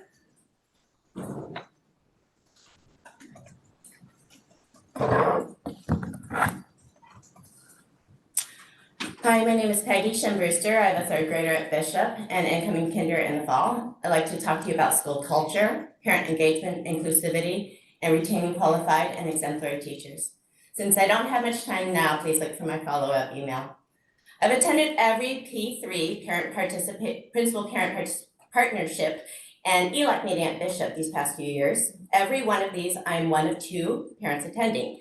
Each meeting, I've suggested different ways for including more families, changing the format, looking at successful engagement models at different schools with similar populations. Month after month, nothing has changed. After our last site council meeting, our DLAC parent shared about lack and suppressed communication about LPAC support. I later heard that he and another of our 5 site council families are actively trying to move their children out of Bishop into private schools. It was an aha moment, realizing in what way we parents do not feel welcome at Bishop. It's subtle. Most parents would not be able to chime into this because we generally stay in our own lanes, and the feeling amongst many families, especially those in Spanish-speaking families, is unquestioned trust in our community and education. But I now see a nuanced pattern that is not necessarily intentional, but very effective in appearing to care and tick off that box of family input and engagement, but not actually trying to engage us and work together in building a community of support around our students. I do have ideas moving forward for opportunities. They'll be outlined in the email. Secondly, I want to talk about a true asset to our Bishop community, MG Bertrand. I feel grateful to have been able to spend 100 hours running leveled reading groups in his room and giving back to the teaching community by supporting a new teacher. He has grown in leaps and bounds as a teacher and as a professional. Mr. Bertrand is the only teacher I hear of parents wishing out loud they hope to have him next year. He's restarted student council, supporting students in their own leadership journeys. Kids come running up to him in the playground, ready to give an elbow bump and kick a ball around. To us parents, he has been a breath of fresh air. And yet, after first being told that he was coming back, our admin changed her mind and told him that he was not welcome back at Bishop, and as we know, he will not be allowed to apply at other Sunnyvale School District schools this year. When he finally opened up to tell why he could not collaborate and why he eats lunch in his room by himself every day, it's because of peer bullying amongst staff, a mean girl environment, and orchestrated efforts to complain about him, culminating in our admin's reversal of her initial decision to keep him next year. For us parents to have this inexplicable loss of the teacher that is fully engaged will be a shock and betrayal. And if we truly care about attracting and retaining quality teachers, we should not lose this teacher because his workplace, my son's school, failed to cultivate a community where he could thrive. I will send more comments by email. Thank you. Thank you, Peggy. Thank you, Peggy. So now our next commenter will be Courtney Jansen for reading instructions. Okay, my name is Courtney Jansen. I have a first grader at San Miguel Juntos program and another one who will start there hopefully in kindergarten in the fall. I'm going to complain on an agenda item later on, so I wanted to say thank you first on a different agenda, not agenda item, I guess.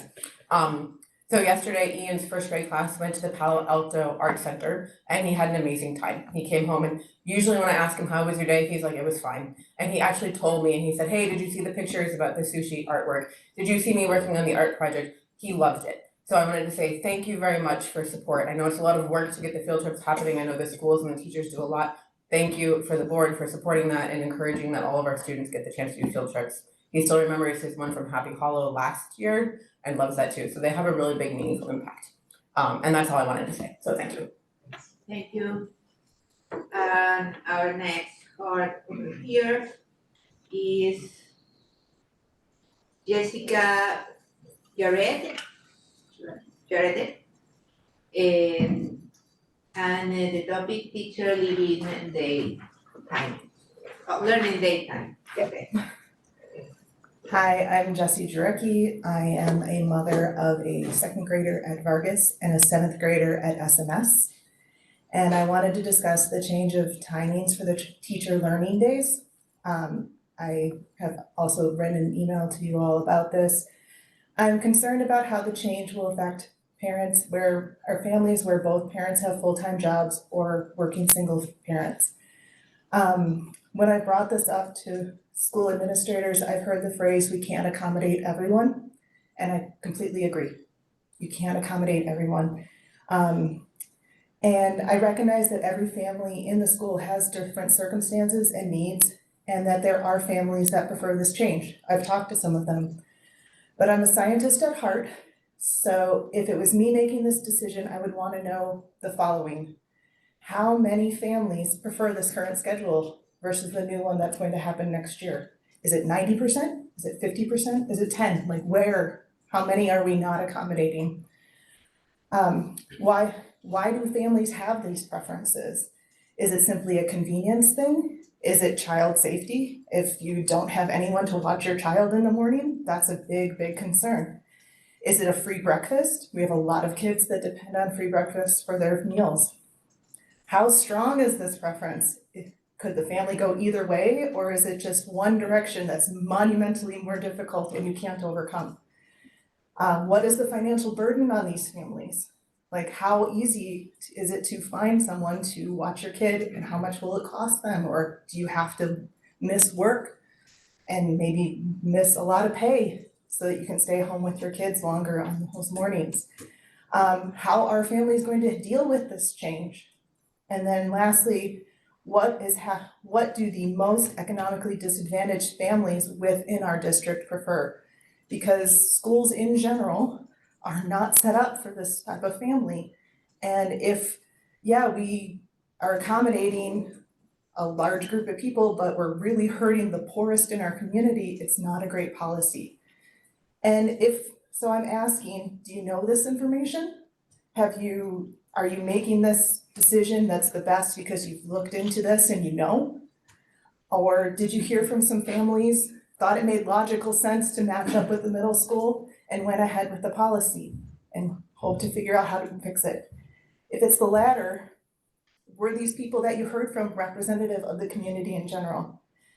Overall, I'm asking if you would run a short survey of the community to ask how this is affecting people so that you can make the best possible decision. Because I'm happy to never talk about this again if it is really the best decision based on data. Thank you so much.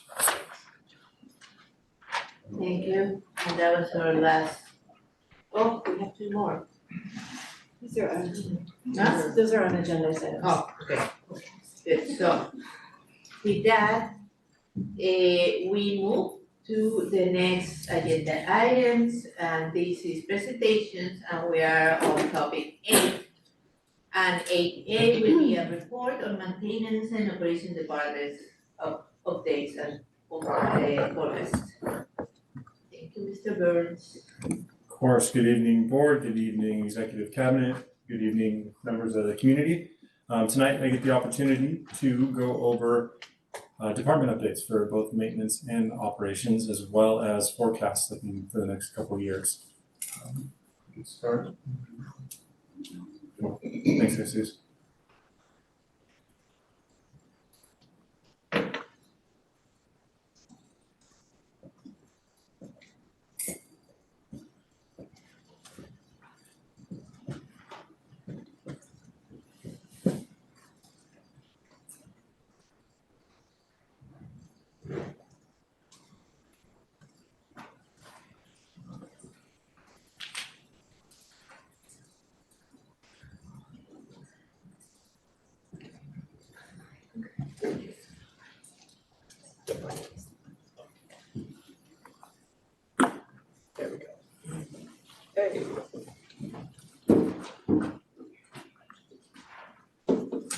All right, so tonight we'll be going over at a high level the report provided to the board in the packet. Some of the items that we will touch on are key performance indicators for our department, work order analytics, our maintenance project list, as well as finally reviewing our budget.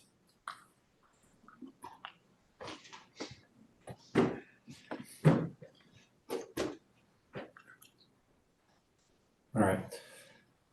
So working in this district for the last 8 years, it was mentioned earlier as well, data and analytics drive a lot of the decisions. I've seen a lot of the departments here make well-informed decisions based off data and analytics. And I knew that when I was given the opportunity in this role, finding data and analytics was going to be something that I was going to rely on. In order to do that, we've made an integration into a software platform that provides us these data and analytics.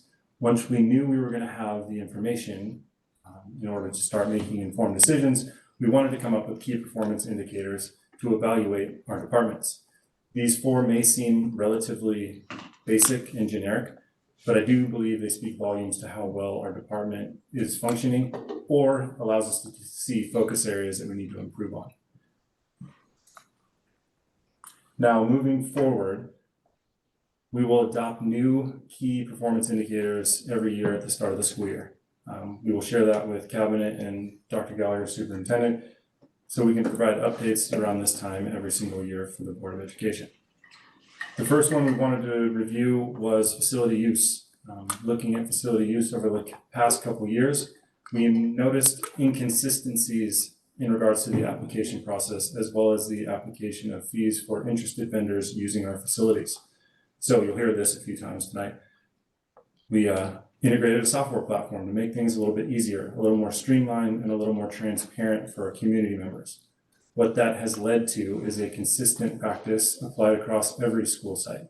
It allows vendors and interested individuals that want to use our facilities a one-stop shop where they can fill out an application, provide all the required insurance that we require, and pay any and all applicable fees. You can see the difference in the revenue on the last 3 years here. It has also seen an uptake in facility use. I do want to be very clear. The revenue increase is to cover direct costs associated with these facility use and to pay for overtime for custodians for the after-hours weekend work.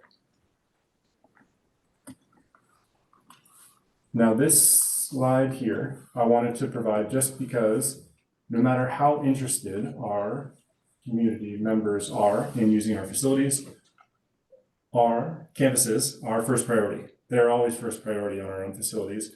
So the big swath of red you'll see on this pie diagram is all the applications we have denied because they would have impacted school functions or other events that the school site was going to be putting on.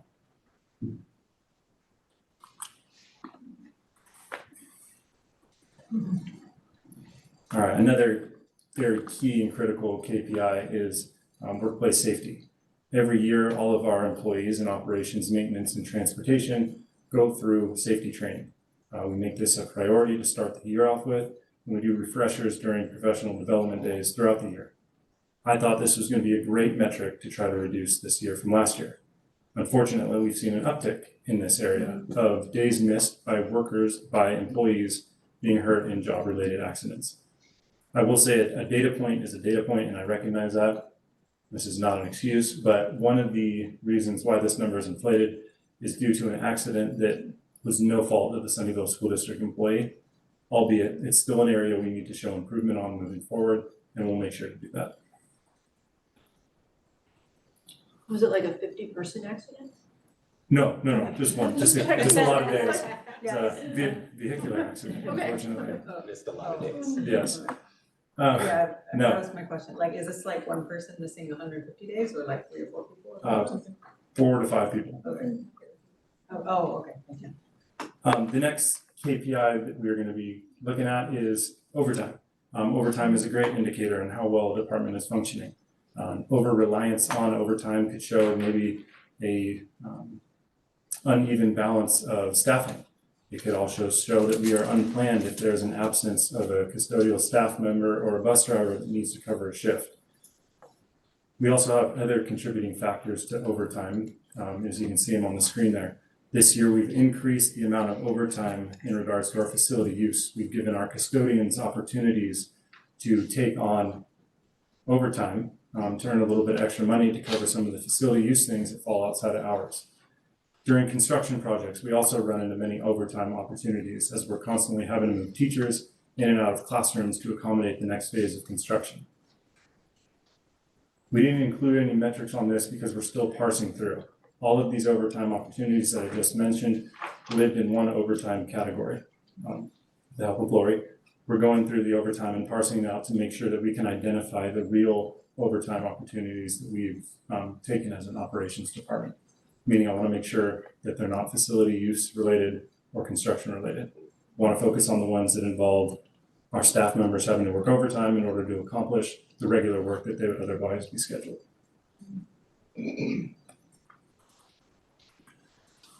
All right, so now Arthur gets to see me get excited for the first time.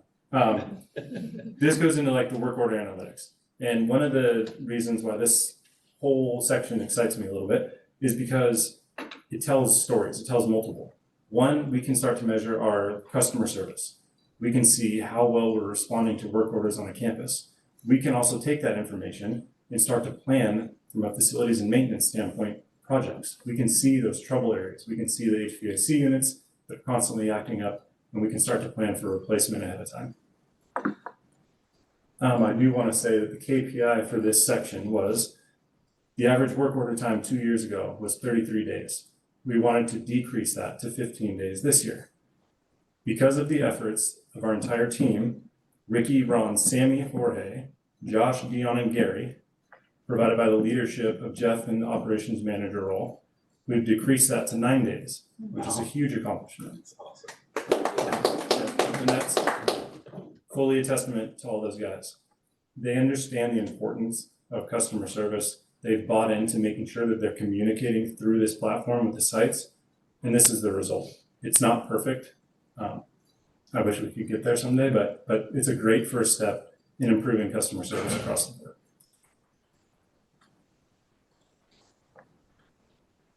All right, drilling down a little bit further, and this goes a little bit towards planning. You can start to see how many work orders are submitted by campus to see where the potential troubles are. I do want to point out that Ellis is the outlier on this one. The majority of those work orders are attributed to construction that are going on the job site. And I would fully anticipate a large reduction in work orders as we start the new school year with a brand new campus. Sorry, but those work, Oh, sorry.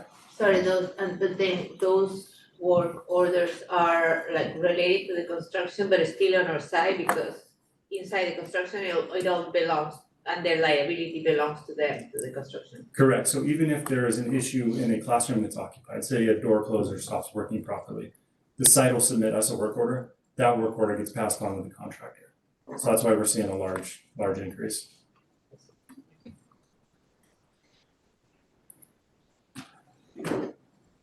And last one on this. So this new platform was new for our department as well as the site admin teams. It took them training and they had to buy into this as well because this is added steps for them, to be totally honest. They have to drill down on what type of work order this is because bad data in leads to bad data out.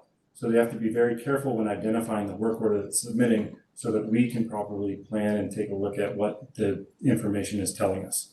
So I did want to say thank you to all of them as well. They've dealt with a lot of my changes and aspirations, and they've done so at least seemingly happy and done an extremely good job at it. And the person who submits is the administrator or the janitor or somebody that is from your team on the site? Administrator. I would say somewhere in the 90% it will come from the front office staff.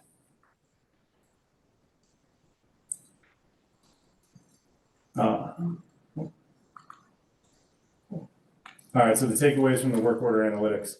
One, we want to continue to improve on our customer service and response time and communication. Those are all things that everybody at the school sites constantly said that they want to see continued or improved, and that's communication and transparency for maintenance and operations and transportation.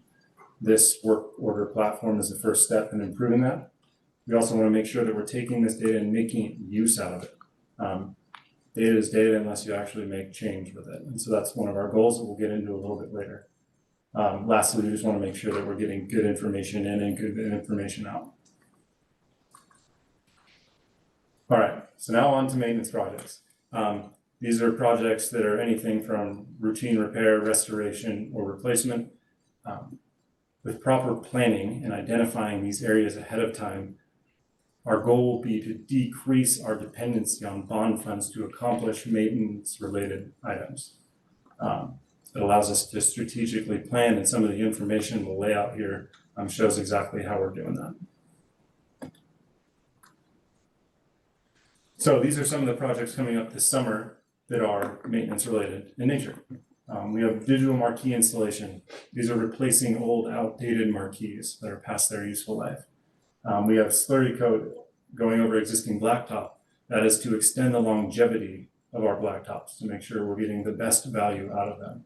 And lastly, we're replacing existing playground matting that is maybe a little past planned. It's a little past its useful life and needing to be replaced.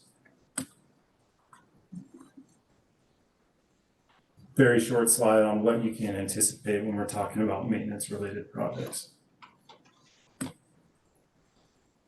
Now, the next two slides are where we get down into the weeds just for a second. So these are 4 maintenance-related projects that we know are coming up. The reason we know is because the data we have received when we've done a facility assessment. We've taken that information and we can now plan out the next 1, 2, 3, 5, 10 years. So some of those bigger picture projects, Cumberland HVAC, reaching the end of its useful life this year and next year. We also know from all this facility assessment that the painting is past due and the flooring is needing replacement.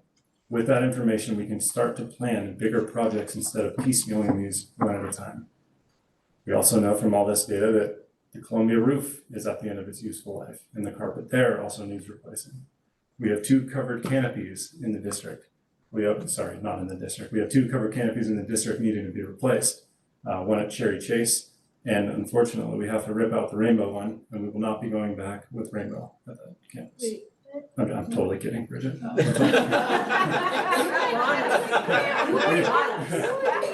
I told him to do that.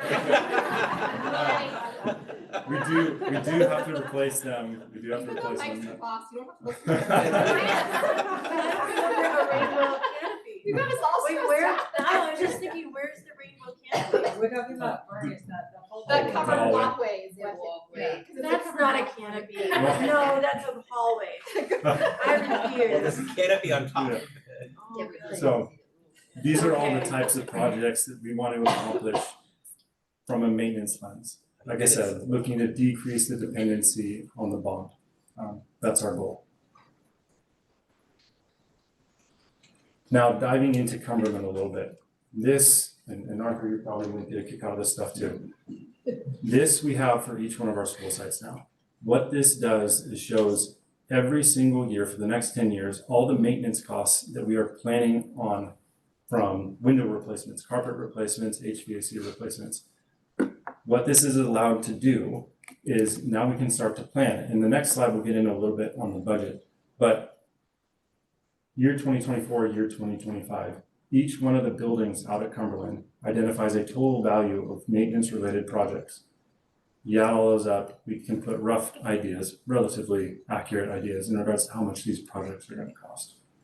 I have just a quick Yeah. question. I'm assuming like those number of like we go up to like 11,000 at Cumberland CDC in 2032 that there's an inflation. Yeah. Like, that's so- not, that's the estimated current cost then, not the current cost now. Yeah, and then, so I figured have, that. we have inflation calculators in here. So right now, this is all set at 5% inflation, which is for this year, a tad high. But this was all being developed over It the kinda last few averages years. out. Yeah, Yeah. and so, and we can make changes at any given time to the inflation rate.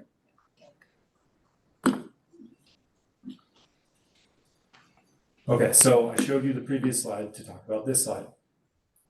Our budget, our maintenance budget. Thanks to the leadership in the district with Lori Van Gogh and Dr. Gallagher, we were able to go over each one of those sites and look at the maintenance costs for the next 10 years. What you're able to show is that there's a large, extremely large delta in the amount of maintenance projects in the remaining maintenance budget. Now, every school district, Lori, you're gonna have to correct me if I say this wrong. Every school district gets 3% contribution to their routine restricted maintenance account from their overall expenditures. Yes. Now, what that led to is $3.9 million annually and $400,000 in rollover, give or take. After looking at all that data and information, we were able to make a contribution of 1% more to the RRMA account. That is what it does from a financial standpoint. It increased our budget to 5.6 and estimated increase of $2.1 million in rollover. What this does is allows us to either accomplish projects that year with this money straight out of maintenance or roll over a year or two so we can take care of larger projects all at once from this budget. The goal of this, when we looked at the facility master plan, is we took this into account. That is why we didn't ask for as much money as we could have in the facility master plan or during the Measure C bond campaign, is because of the commitment leadership made into the maintenance account. So we can accomplish these projects with our own money. Let's see. Oh, lastly, it shows our district's commitment into the most expensive asset in the district, and that's our facilities. I think that is all. But I will say that this is my first and my last annual report with Lori as CBO. So, dang, I told myself I was going to do this one. Just wanted to say thank you. Thank you for believing in me. Thank you for making all the changes you have. You're leaving this district with a lot of positives.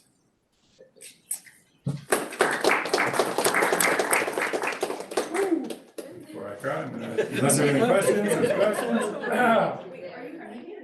No, Lori's leaving. Oh, okay. Brand's actually never leaves.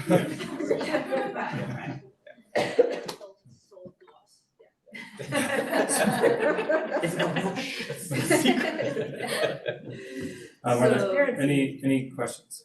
So, yes, before we go to our questions, we're gonna move to public questions. So if there is any member of the community who wishes to speak or have any questions on this particular item, item 8 of the agenda is report and maintenance operation department's updates and forecasts. This is the moment to talk. You may raise your hand online, your electronic hand, or you can give me a card if you're here with this specific item.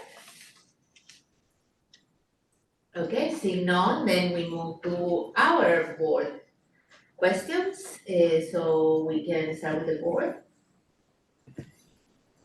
You wanna? I have a question. Yeah. I have a couple questions. Okay. Okay, so, my questions were, just in talking to you and then in looking over the rest of the agenda, we have some other agenda items coming up from you. And, when you were mentioning the, slurry and the putting the things under the playground and kind of re-envisioning our playgrounds, my just general question is like, you're obviously using the master plan, right? And then, I think in the master plan, we had like talked about, I think there was like a discussion around inclusivity, there was discussion around, bringing things up quite a bit. So when you're looking at when you're putting those projects together, are you referring back through the master plan to do that? Yeah, so, and I'll say oftentimes, yes. When it comes to like strict maintenance related items, like if we're just talking about slurrying or just talking about replacing existing matting and not making modifications to something, generally we'll just be like, it will not be associated, exactly, it wouldn't be associated with the facility master plan, but anyway. Okay, and then congratulations on the bond. Yeah. That's really exciting, and I think all your work and the organization that we did with the facilities master plan and like you said, Lori's work with getting the budget together and the district having the additional support for maintenance fees really made it a lot easier to go out and talk to the public about how much we were borrowing, because it wasn't like we made up a random number. It was like, this is what we need, this is how much we're putting into it out of our general fund, and all the grants that you've gone out for some of this stuff too. I think it's just made it a really compelling story, and it shows by the 70% voting that's coming in. So great job, and I'm like, I know everyone else is gonna say great job too, but I'm like really excited about the work that the whole team is doing. So thanks. So, did you say in the package question how many HVACs are gonna be replaced this summer? 0 this summer. Okay, so because it was on your report, but that's not for this summer. No, yeah, that, sorry, I should have, it was 2024 and beyond, I think is what I called it, so those were the beyond ones, sorry. Okay. So, yeah, there were, quite a few things that we did on the master planning, and we were talking a lot about green points and about doing as greening as possible.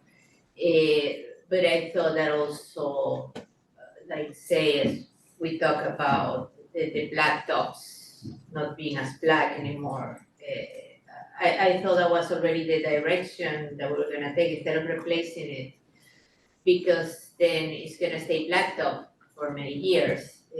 So I was very worried about why we still have black tops at all, instead of having white tops or green tops or whatever tops that we can use that is less hot for everybody. Yeah.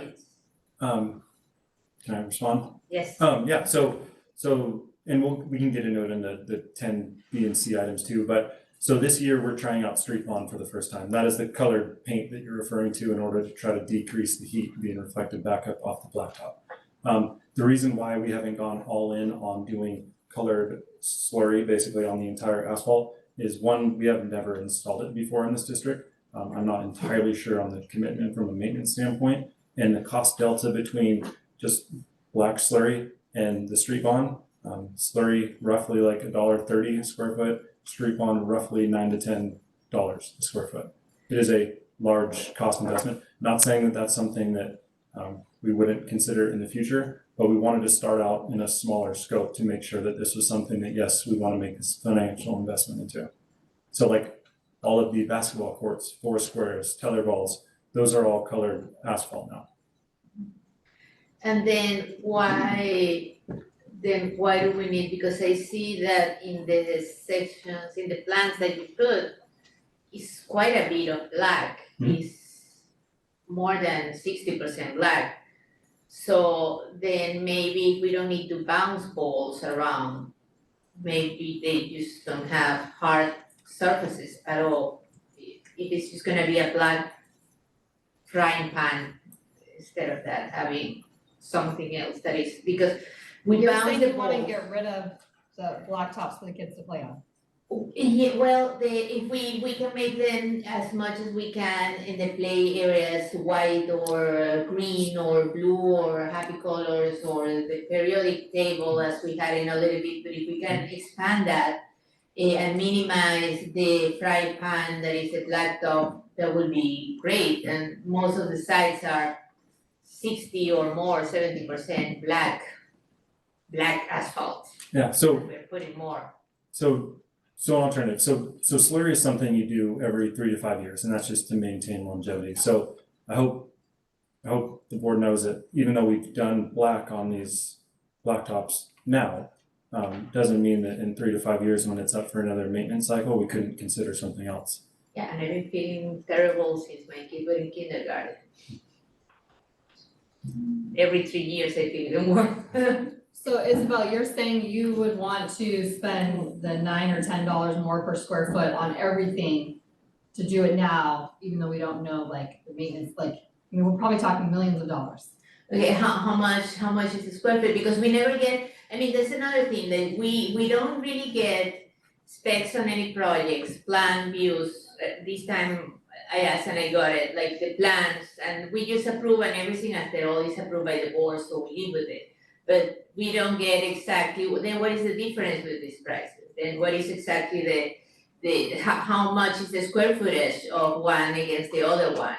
And so we just end up making these decisions among all the other decisions, but I would like to see like, how much is that, $9 over, are we talking about $20,000 or we're talking about $250,000? And then that will make the difference between one or the other. So I will do a rough calc for you while we're continuing to go. You guys can keep asking questions. I would say I don't have any questions, we haven't really had a, maintenance update presentation, so that was great and like, we do great things and we're digging it. So it's like space that we don't necessarily need to know all the details on things, but it was interesting to like see some of this stuff and the analytics, like I know you nerd out on it, so it's fun for you to it's fun for me to like read it and be like, oh, that's some interesting like data. Cool. And yeah, I was hoping for feedback because this was the first one and I didn't know exactly what the board would like to see or want to see. So thank you. The plans for the campuses were very interesting. I appreciated having that like bird's eye view. These aren't campuses that I'm intimately familiar with, Vargas and San Miguel. I to Isabel's point, I do think that a lot of the San Miguel campus is or Blacktop area is those play areas. The basketball court is a significant amount of that square footage. I do see your point. It is more than 60%, but there's gonna be a lot of color here, like just on that. Yeah. So I'm curious what the results of your math will be, but I do think we're moving in the right direction. I also have this like question that I'm struggling to figure out how to phrase. So the work orders, most of them are submitted through the front office staff. Correct. What if you don't have front office staff? How does like the bus driver submit that? Do they have training in that to submit their vandalism tickets or something? So that is a phenomenal question. So usually, like since our transportation is housed with our operations, they'll let Jeff know and he'll put a work order in, or they'll let the mechanic know. So like if the seat gets slashed, like Dion will be notified and then we'll submit a work order that way. I had a feeling that's why the DO was like really a higher number, because that's where operations is, so they probably. That's what I was thinking, unless it's like Mike calling all the time. No. And get over here. And for this first year, we've asked all the departments to put work orders in, consistently and attest to that, like anytime that something needs to get moved, like put in a work order, so that we have documentation of it, helps with the transparency process. And I love the report format. Cool. Thank you. Yes. Great, very readable. So I have less questions because of that. So to the cost delta question, I think if I remember correctly, one of the campuses had about 75,000 square feet of blacktop. If you guys are looking at the plans, you can correct me. Looking at it right now. Is it 71 or 75,000? I don't know where I'm looking. I think in the top, In the there should back be, of the well, anyway, and I can get back to you all too, but so say it was 75,000 square feet and you would have done street bond, you would have been paying $675,000 to do the entire blacktop for one campus. And the slurry would be, oh, sorry. That's okay. Did you say 600,000? Yeah, 675. Okay, and those are right by the buildings, the black part, because there's another thing is will be the price of putting some shading in that area, some wings or something, but if they are very close, then it's a fire hazard, we cannot get it there. Correct, 20 feet's the distance you're allowed to put shade structures in. That's $97,500 if you just do. Sorry. Okay, there is, and I was a little bit interested, also because of controversies. There is a company that might do an analysis for free. Oh, yes, Nancy? Oh, I was just going to be giving feedback that I appreciate that the maintenance is working smarter with the analytics, and that you can actually demonstrate that you can be more responsive to the community as a whole with your work orders. And I think that will go a long way towards building confidence and capabilities that we have. So I appreciate that, the microanalytics. I look forward to next. Then it's breaking up. Yeah, I think so. Thank you. Right. Good. So yeah, maybe we can, yeah, as you say, we're testing this slurry, black slurry thing. We can keep some data between then and then also there is this company that I mentioned about a month ago that they do free assessments in indoor and outdoor quality air, so we can also test all these assumptions. They do it for free because they can sell us stuff when they find something that we can just take the assessment and think about it. You know the name of the company? Yeah, I had the car. Yeah. Okay. So that's great. But they can just, they can also measure this kind of But there thing. was a presentation about them somewhere, right? Oh, that's. I feel like we were at some, like the PTSA or PTA council thing or, I don't know. I got it, yeah, the council. Yeah, I remember that presentation. I have a question. Yes. So maybe, like, I don't know if it would be possible, but it seems like, you know, we're getting some community feedback, but also I think there's an interest on the board of like, I mean, my impression is that like when we were going through the master planning project of like sustainability and greening things, and I know like as a district that's in a lot of places.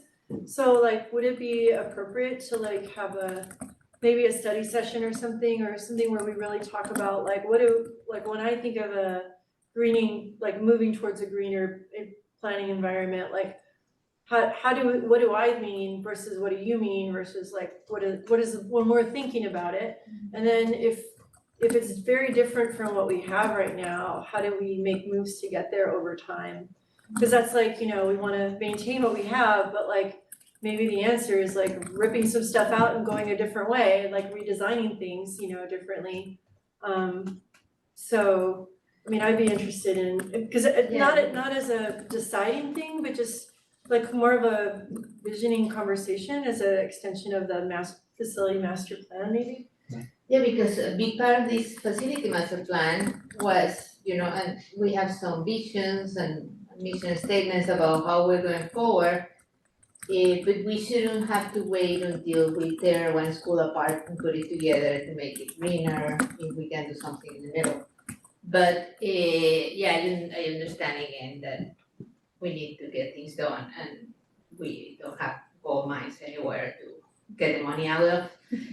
So, but I'm just saying, like, if maybe we wanted to getting make change. I mean, yeah, and I'm putting, well, I can hear it, I put in we've been talking about putting some policies in general that are relevant to this, and you said it hasn't been completely approved by the legal guys, but the idea will be coming together and having that written down about our intentions, our green intentions, and you know, taking it more seriously as much as we can. Yeah, I was just gonna say, I think this exercise is really good, and actually the community input that we've received in terms of our process. So, I mean, you know, we know we're on items 10B and C are approval of bids, right? So that's like the very end of the process. And I think what we all need to commit to do, or I wanna commit to do, is at the beginning of the design, I think that's what you're saying, making sure that we're really explicit, and it's great because the board hasn't, I don't mean necessarily this board, but historically, boards haven't been as interested necessarily, it's been more routine. So it's perfectly fine that we're more intentional about that. I don't think we wanna get into design at here, right? But so we could come up with a process where, you know, whatever projects are coming up, Brant and his team and maybe me could meet with the subcommittee of the board and look through them, we could be thorough about it. And, because this was a relatively, the ones that are coming up were relatively routine. Like, what are the summer projects? We're just resurfacing the blacktop, right? So. Yeah, but then again, like that's one of the things that just 2 years ago, we talked a lot about it, and I know that we are doing an improvement, Right, and so we're that's- probably lowering about 40% of the black fried pan we have there, but because it's what it is. Right, so Yeah, that's but- exactly what I'm saying, so. It is, So- we're moving forward, but then there's the thing that is a little frustrating, that we get a lot of the things that we don't get to see, and I know that not everybody. Okay, so is that's what I'm interested to see saying. So at the beginning of the process, from now on, I'm saying to you, let's commit to, we'll go through you, what we have in mind for design. Again, we're not gonna design, I don't think we should design it in the boardroom, but ahead of time, so we're more intentional about it. And again, this was a traditionally very, very routine. We're gonna replace the matting underneath, you know, play equipment. We're going to reseal the blacktop, like for 60 years. That's just like, you just do that very simply. It's great that we're more alert to it now and like, we're all in. So we need to make sure our process reflects that. So we'll start that earlier. That's our commitment. Okay. Is there any more questions? I know who's gonna raise their hand for the subcommittee. And that's great. Yeah, That's, no, yeah, I I think mean, that's right, you right? should be on it. Yeah. When did we approve the facilities master plan? I think it was before my time. April Right. 2022. Okay, Yeah. I just found it online and this is really cool. Yes. It is awesome. Yeah, we base our measures on that one, so. We like it. Okay, so anyway, thank you again. I know that you're the guy with fingers in every project pretty much. I mean, I don't know, I always end up In a talking good with you way. because you're doing it in a good way. You know, you're doing so much at the time and handling so many, you know, well, now I don't wanna say balls in the air, but I wanted to. So many things at the same time, that is great that you put it together and you're coming today with this presentation, and we're very grateful. And yes, you keep deserving your photo on the wall as the messenger of the year. Then he walked away. That was good, so I'm glad you brought it up. Okay, and with that, we move to the next item. We are now on item 9, and this is 9A, is gonna be the review and discuss of policy 5148.3, preschool and early childhood education. For that, we're gonna have Dr. Dean to present to us. Okay, good evening, board. So this is an update on, for our policy, and fortunately for us, it's really just to reinforce what we are, as a school district, are already doing when appropriate to do so. but just ensuring that our TKH students who might need additional care would be able to utilize our preschool programs. But fortunately in Sunnyvale, we have full day programming, so this is not as relevant, but nonetheless, we are updating our policy to reflect the practices that we actually have to support our early learners. And so this is for you to review and discuss and ask any additional questions regarding this particular policy. Is that also, with that, we go to the public, if there is any questions about this particular item from the public regarding item 9A, please raise your hand now. Okay, seeing none, then we move to board comments and questions. So this one also regards the weeks at the beginning of the year when kindergarten only has partial days.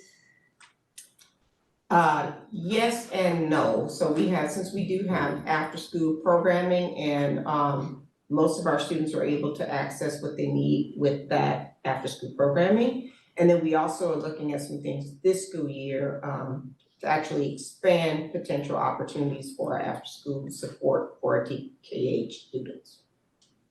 Good. Thanks. Any questions? Good with putting on consent. Huh? I said I'm good putting on consent. Okay, thanks. No questions or comments. So as everybody else is giving you the go to put it on consent agenda. Thank you. Thanks.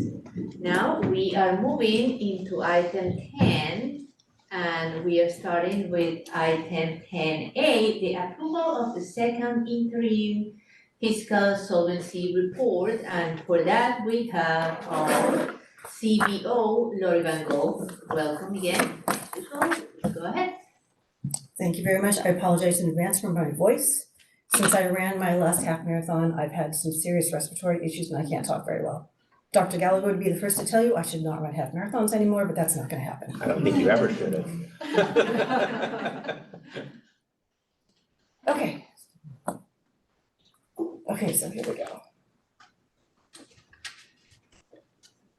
So before I do second interim, Dr. Gallagher asked me to say a little bit about Prop 28, which is the arts and music in schools that's coming to us very soon. So there's a list of things there that are applicable to spend this money on. In addition, we can also spend it on computer coding classes, animation classes, music composition classes, costume design, film, and video. Our projected entitlement is a little over $753,000, which is based on our prior year enrollment with a supplementary add-on for our free reduced percentage. 80% of this entitlement must be spent for salaries and benefits, which is approximately $603,000.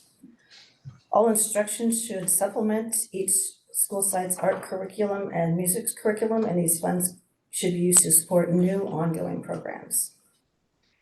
We have 3 years to spend the first entitlement, so we have a little bit to consider. We're still in the planning stages with this money, and the remaining funds can be used for other program supports and services.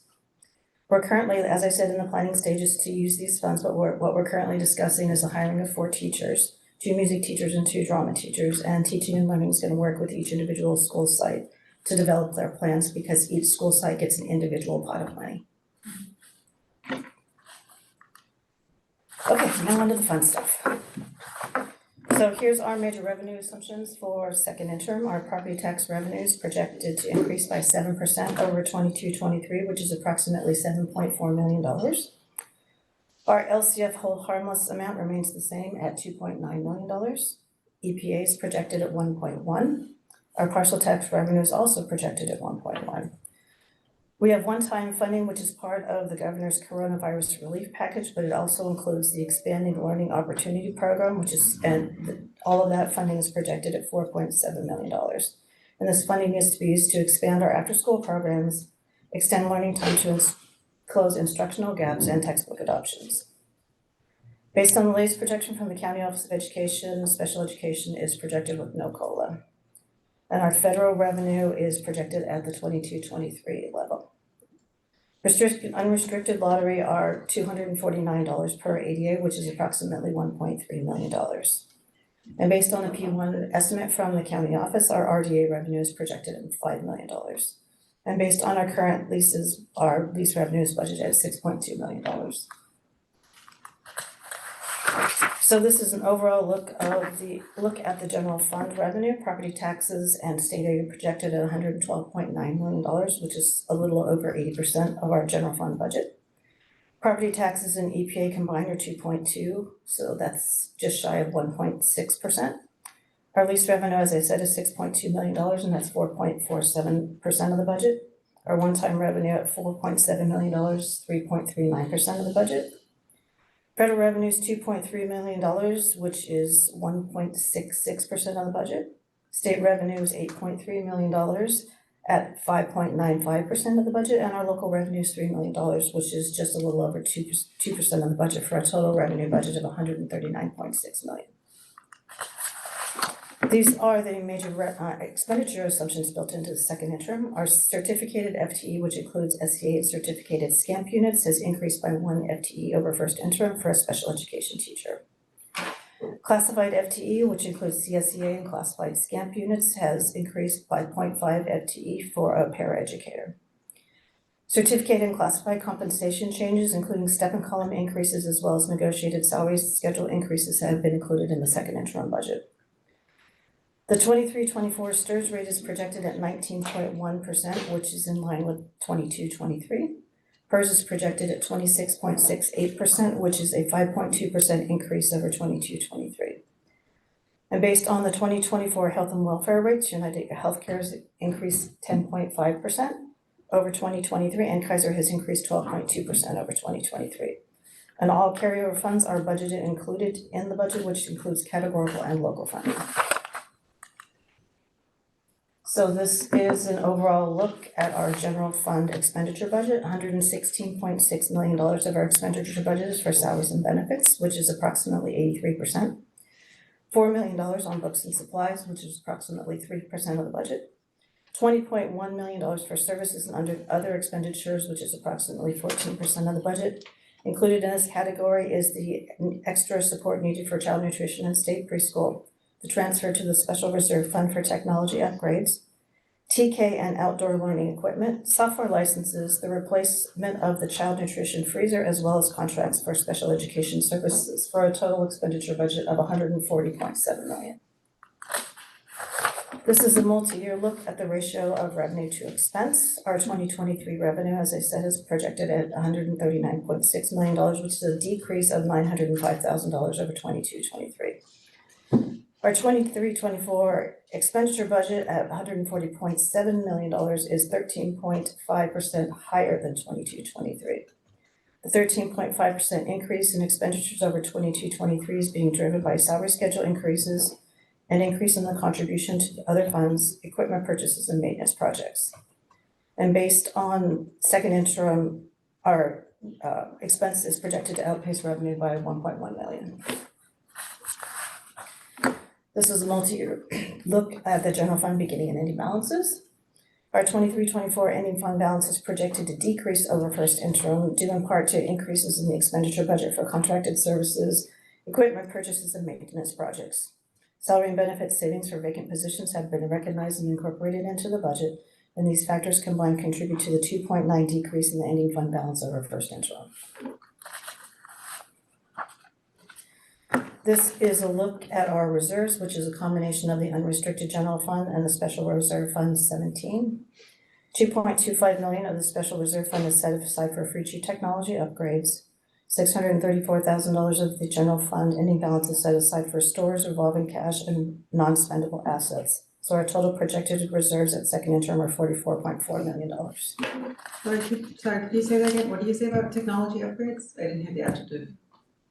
We're saving money essentially. We have a long-term savings plan. I contribute $375,000 each year from the general fund into the special reserve fund and let it sit there and gather interest. And then when Jeremy needs it for technology upgrades, it's there available for him. Yeah, thank you, Lori. Specifically, this is for network infrastructure, firewall services. These are the large capital network projects that we need to save up over for the lifespan to replace access points and those things. Thank you. So that was a clarifying question. Can you explain us again what is the Fund 01 and 170? What's the difference between each of them? Fund 01 is the unappropriated any fund balance in the unrestricted general fund, so it's our savings plan essentially, and Fund 17 is a special reserve fund, which we are required by ECHO to have. And that's where I'm contributing money from the general fund into Fund 17 because it's the highest interest yield account. So the district earns the most interest there. But combined, we can spend it on, it's our reserve. Okay.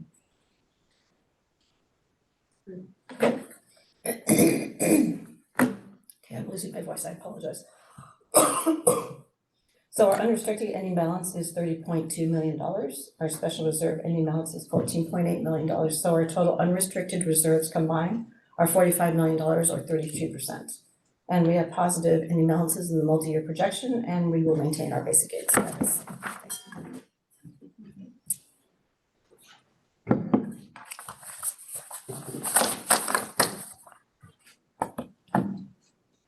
Oh, okay, so that's it then. Gonna keep moving forward, okay. Now, with that, we would like to ask the community if they have any questions or comments about this particular item, this 10A, the approval of the second interim fiscal solvency report. So if you have any, you can raise your hand, real or electronic, and this is the moment. Okay, seeing none, then we move to our board questions. So we're gonna start, I think, Priya has some questions? No, I got mine answered. I'm okay. I think if we're voting, we gotta make a motion first. Okay, so anyone want to make a motion to approve this interim report as it is? Sure, I'll move to approve the second interim. Okay. Any seconds? I'll second. Okay, with that, do we have any questions or comments? I'm excited about the music and arts. Yes. Could you say again, how many art teachers and how many drama teachers? You mentioned it. 4 teachers in total. 4 teachers in total, Okay. 2 of each? Yeah, 2 music, yeah, Thank you. that's correct. Is that planned to be on top of starting arts, or like is that decision, it has to be on top of starting arts, right? Yeah, it has to be supplemental to our current programs. Okay, and for dividing up the time between the schools, there's some schools that have more existing programs than other schools. Is it the same amount for every school, or are we doing equitable distribution? Yes, we met with the principals and they've agreed that they want to pool their resources because that allows us to do more. And so we'll do a similar type system as what we're doing with our physical education programs, but we haven't solidified all the details yet. But the goal is for the support to rotate through the campuses so that every campus gets the programming that we're seeking. And then we're looking at, in addition to that, what can also be offered in the after-school programming that's missing as it relates to music and performing arts. And the money comes not to the district, I think it was $750-some thousand. It comes in 10 pots, actually 11, the district office has a tiny bit. So like that's how it has to be spent. It's like, I get the philosophy behind it, but They don't know. yeah, in terms of actually enacting it, it's really difficult to do. But that's how it'll be divided up, because that's how the money comes, we have to spend it that way. And then you can still pool them and pay one full salary. Right. Correct. Right. Okay, good.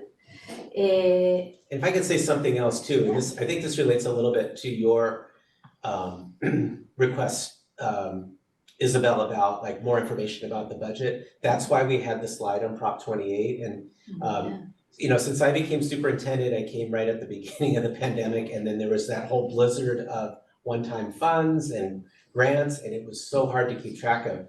Now, yes, unfortunately, that is gonna slow down, but that slowing down is gonna allow us to look at each grant as it comes in individually, and then be more thoughtful about each one individually and report it to you more individually, so there'll be more, you'll be able to ask more questions about it. So that's that was like part one of that plan. That's good, yes, we really appreciate that.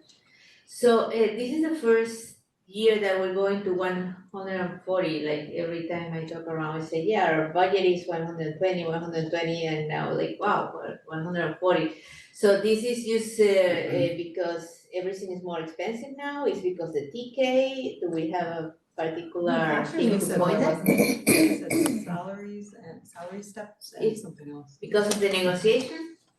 I mean, statutory deductions have increased, health and welfare has increased, PERS is increasing exponentially year over year. So, and we have budgeted salary schedule increases too that are included in every budget, and the benefits are a percentage of the salary. So they're tied. Okay. So and PERS is the pension, isn't it? So that one is increasing, so that's gonna always keep increasing, so are we gonna keep going up for 20 million every year? I don't can't think predict it'll that. be 20 million. So PERS is for classified employee and STIRS is for certificated. STIRS was going up also for a while and it's kind of It's leveled flat out, now, yeah, it's right? flat And now. then the PERS has continued to rate, at some point it will have to stop, but it's pretty, is it 20? 26.68, but in a few years, it's gonna be close to 30%. Yeah.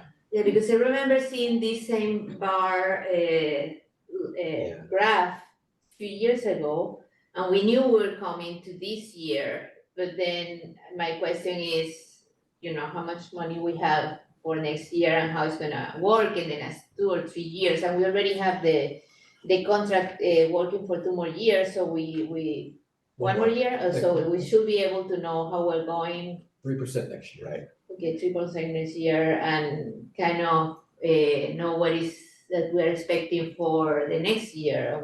That was another of my questions, like this is the first time that we don't see a multi-year projection of what's gonna go. Oh, the multi-year This projection. isn't the new budget, this is just the interim. And The multi-year I'm projection required is- to do a multi-year projection with every SACS report. It's in the book.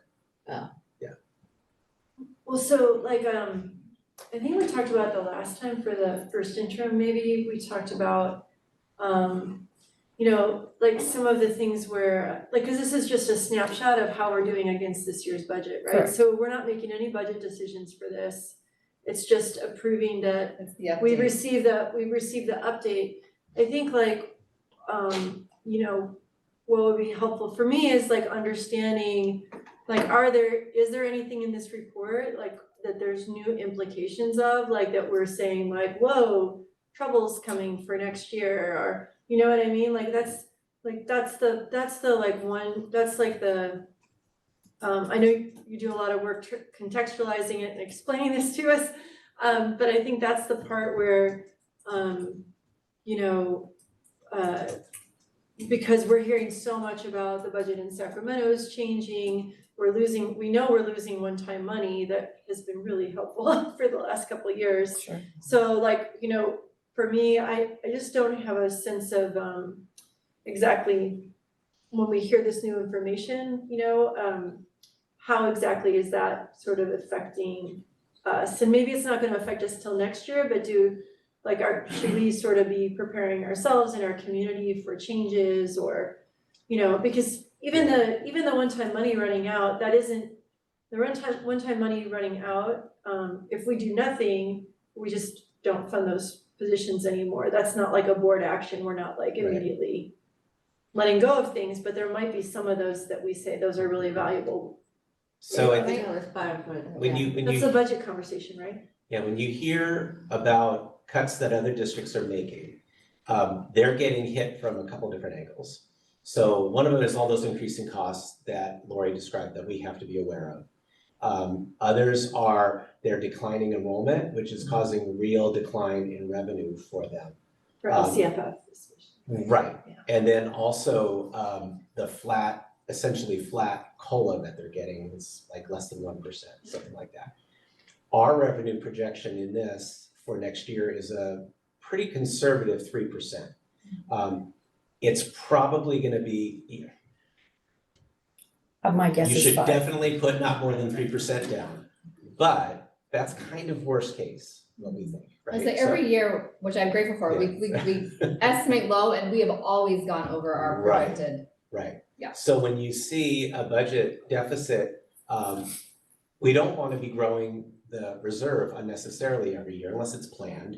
We don't want to be growing it every year. And we have such a reserve that we could spend it down a little bit, that would be okay. If our revenue next year is like 5%, which would actually be pretty realistic, that changes the out years considerably. And then the subsequent year in the multi-year projection, it's 2%, which is what you always should do for a third year. So, but will it be 2%? Like that on average, I forget what our revenue growth is on average, it's more like 5%, something like that, whatever an average year is.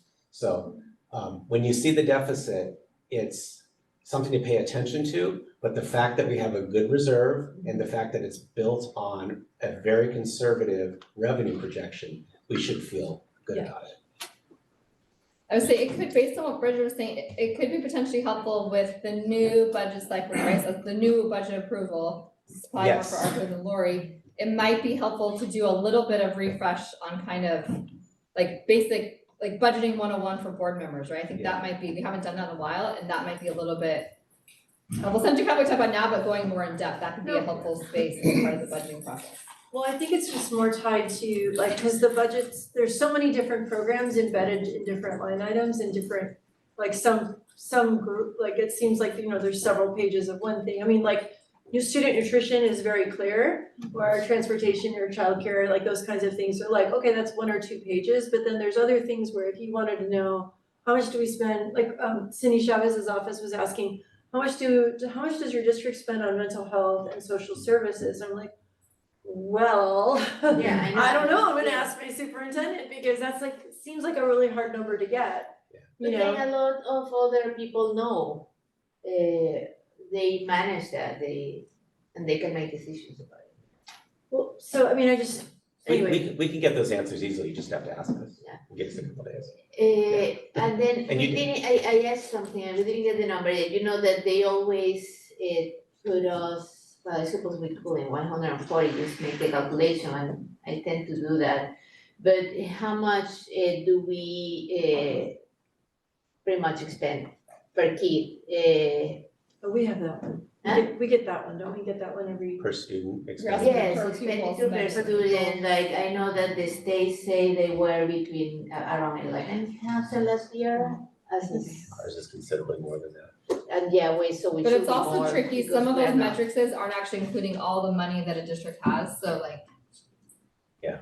We just know, we know some districts spend a lot. But I'm saying that like, right, if we were just take our full number and divide it by number of students, like you could say that's a per pupil, but that's not probably how everyone is calculating it, they're not including all their money, and so it's actually a hard comparison, because not everyone is counting the same money as per pupil, if that makes sense. Yeah, so it's for 140 million exactly. And how many students we have this year? 5,000? 5,632. And that's a good question, do you wanna know enrollment or APA? Yeah. So I mean, just use a number for your purposes, but. 4,800. It's enrollment, I mean, yeah, that's what's crazy. So This is not, this number you're gonna come up with is 5,636. not an accurate number. 5,600. 5,632. That's not including increase. 24,000. Okay, But that's not our number. That's not the number that they report out. Yeah. I've seen that whole thing for the county. We can It's Google different. that later. Yeah. I can. Anyway, Okay. so if you come up with a list of questions heading into the budget adoption, be sent, like, the sooner you send them, the sooner Arthur will be able to put together, and he's gonna present things differently because he's new, right? So that'll in itself will be just different. Yeah. So Maybe in one of your weekend reports, in the next few weeks, you can remind us to send in any kind of budget stuff we're interested in knowing. So with our one-time money, I remember that most of that was what kind of measure they wanted us specifically to act that were tied to that one-time money, other than the TOSAs that were anything. Sorry, what was We the got question? wellness centers, that's not with that one-time money. No. Was any specific thing that came packaged as post-pandemic that we are not using anymore? A lot. That's a long answer. list. Yeah. Okay, Microphone. well, we move to the next item, thank you, and then we need to, approve, we already have. Yes. Microphone? I think There's a it's, microphone. You have a motion and a second, but no vote. Yes, so with that, we, yes, is this mine? No, no. Call for the vote. Okay, mine yourself. Okay. So it's Call for not the mine. vote. Okay, so, then, if anyone can make a I think we had a motion, I said, we just. Yes, I'm calling, So if calling you for want the to vote. vote, I please move that we say, approve. aye. Aye. Aye, Nancy? Aye.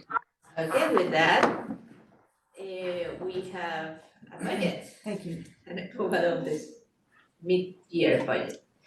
So, and now we move to item 10B, acceptance and award of bid site improvement for electronic marquee sign and shade structure project, and that is, again, from our employee of the year, Brand Burns.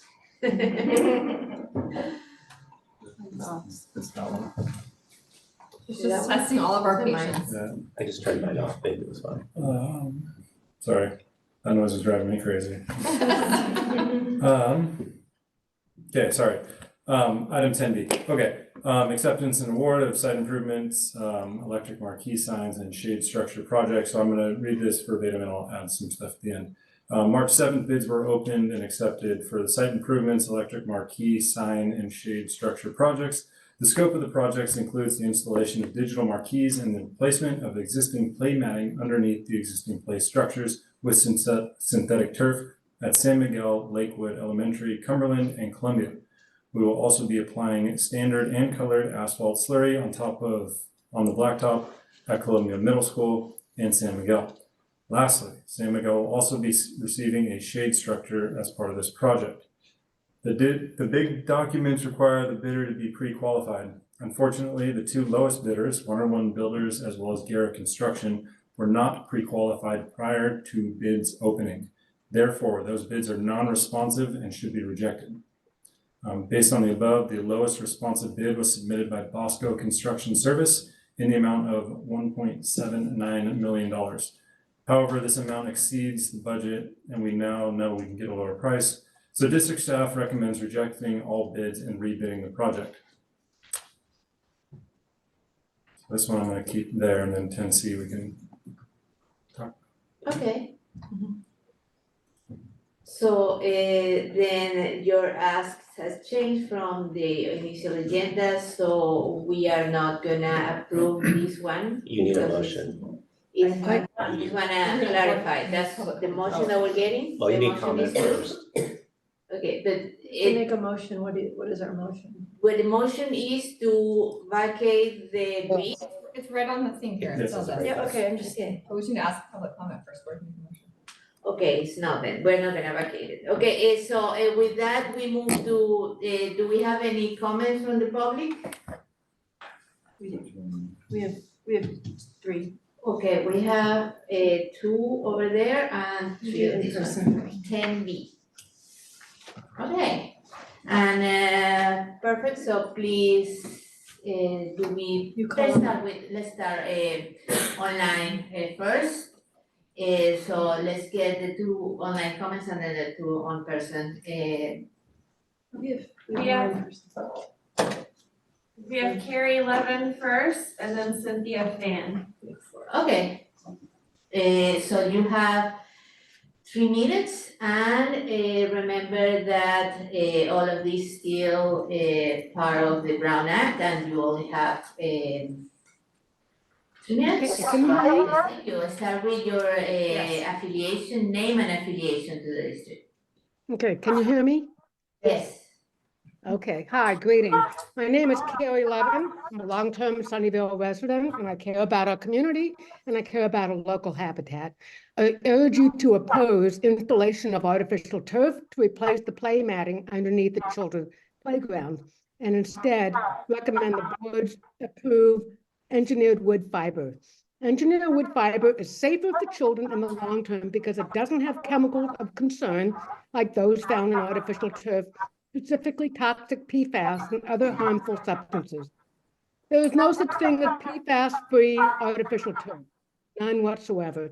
Even the president and CEO of Synthetic Turf Council admit to this in a 2022 letter urging Senator Allen to amend the bill AB 1423 from 1 part per million to 100 parts per million PFAS levels by 2026 in artificial turf. What did that tell you? PFAS exists in artificial turf. The artificial turf manufacturing claims are based on one type of test method called targeted analysis that limit the testing of about 35 PFAS substances.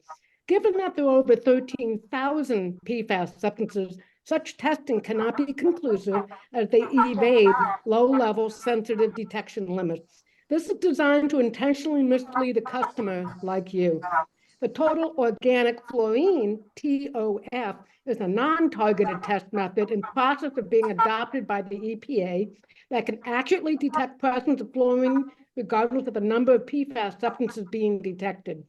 While the EPA is slow to adopt it, it's a more reliable test and will be the de facto standard in the not too distant future. Since there are lawsuits against such claims, a third-party lab to independently test such, quote, PFAS-free samples using the TOF method, there's a good chance PFAS will in fact show up. Another safety consideration that you need to consider is that engineered wood fiber is a cooler play surface. Artificial turf temperatures are 50 to 70 degrees hotter than air temperature and can burn kids when they fall onto this hot, dangerous surface. Engineered wood fiber cushions better, has good drainage, and is better for the environment. Artificial turf is not recyclable. Trust the science, not the sales pitch. Trust the kids will be better off in the long run. Thank you. Thank you. And with that, we move to the next online commenter. Please go ahead and start saying your name and district affiliation. Cynthia Fan. Okay. Hello, can you hear me? Yes. Yes, thanks for the opportunity to speak. My name is Cynthia Fan. I am not in your school district, but I'm nearby. And the reason I called is because I went through something similar in my school district, and I wish that they had the benefit of the knowledge that some of the folks speaking tonight already have before them. Based on what we have learned, I am asking you to please not choose to use any synthetic turf or rubberized surfaces on your campuses. With the climate crisis, our heat waves are getting hotter, longer, and more frequent. We not only have a climate crisis, we are facing a plastics crisis and a PFAS crisis. So I urge you to stay away from plastic and rubberized surfaces. Please choose 100% plant source materials like the engineered wood fiber that's been suggested. It is safer for the kids and for the environment. Thank you. Okay, thank you. And with that, we move to our commenters on site. Thank you for coming tonight. And for this item 10B, we start with Jessica Gerdy. Sorry, it's just Jureki. That's a C or? I know, my handwriting's terrible, I'm sorry. Jureki. Oh, that's okay. Sorry about that. Jureki. Yes. I'm left-handed, I had wrist surgery, like, there's just no chance of reading my handwriting. Go ahead, it's still the same rules. You have 3 minutes.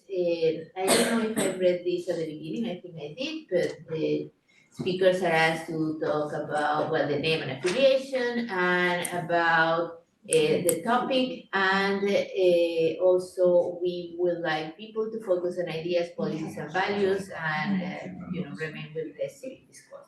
You know that? You will. You're awesome. So please go ahead. Wow. My name is Jessica Jarecki, and I am still the parent of a Vargas student and a Seminole Middle School student. What I wanted to say is I heard that we're going to be rejecting this proposal and opening a new bid. When you open the new bid, I humbly request that you do not just put in new AstroTurf. I was very excited to hear earlier when Bridget and Zoe were talking about how the plan is to move greener and to not just do what has been done previously, to not have this just be a routine procedure going forward. and especially not wanting to have things be so hot on the playground. And as we know, AstroTurf is incredibly hot. And so if we can move to something that is ADA compliant, like engineered wood fiber, it will just be so much better for our students to play on. And it's fairly simple to install, and it's just gonna be a lot better substance. So I really hope that when you reopen this, if that what you guys seem to be heading towards, please consider not having AstroTurf in the new bids. Thank you. Thank you. And now for that, we have our next community member, and that will be Andrea Wall. Got it right this time? Yes, okay, thank you. So you have 3 minutes. Okay, my name is Andrea Wald. I'm a longtime Sunnyvale resident. I've recently joined a group of like-minded community members. Our group is Community for Natural Place Surfaces. Our mission, we advocate for safe natural place surfaces. We educate public and private stakeholders on the harms of artificial turf and other artificial materials. We strive to increase the amount of grass and natural materials in our playing fields, playgrounds, parks, and towns. I'm deeply concerned about the proliferation of toxic plastic in our children's play areas. Both artificial turf and PIP rubber surfaces, which are sadly commonly used in playgrounds, and are toxic materials and very damaging to their still developing systems. There are newer, much safer materials that can be used as playground surfaces. They are all natural and not harmful to those playing on them, nor the environment. They are called EWF, engineered wood fibers. It's safe, it will protect kids when they fall, and it's ADA compliant. I am urging you to reject the proposal to cover many playground areas in our local Sunnyvale schools with artificial turf. This is not what our children need or deserve. We must do all we can to provide them with safe and healthy playgrounds. Please take a pause and look into EWF. It's much better for our children and the environment. In closing, I have 2 things to say. I keep hearing from well-intentioned individuals that they are going to request PFAS-free artificial turf from vendors. This simply does not exist. Even the Synthetic Turf Council, in a formal letter to California state officials, admitted that they are working to reduce the amount of PFAS in their product. No idea if this is even feasible, but also remember, artificial turf is a petroleum-based product. It's plastic. Simply bad for the environment. And to quote from Tom Mayer, the National Football Players Union's medical director, who believes many Philly football players have died from brain cancer at a higher rate than the general public after playing on artificial turf fields. Our question to those who would put players' health at risk is, if that were your brother, your son, or your father exposed to those chemicals, would you take that risk? For the sake of our children, I hope the answer to that question is no. Final comment. Every parent's unwittingly send their children to play at daycare centers, schools, and parks infested with plastic and tire waste substitutes for living grass and soil, thereby risking their future health. What about them? Thank you. Thank you. And with that, we move to our next guest tonight. And that will be Courtney Johnson, please. You had me nervous, my card got lost. Okay, can I start? I can start. My name is Courtney Jansen still. I also still have a first grader at San Miguel and one who will start in kinder in the fall. When you reject this contract, I'm asking you to send it back with the request to revise it to include engineered wood fibers instead of artificial turf. Engineered wood fiber is ADA compliant.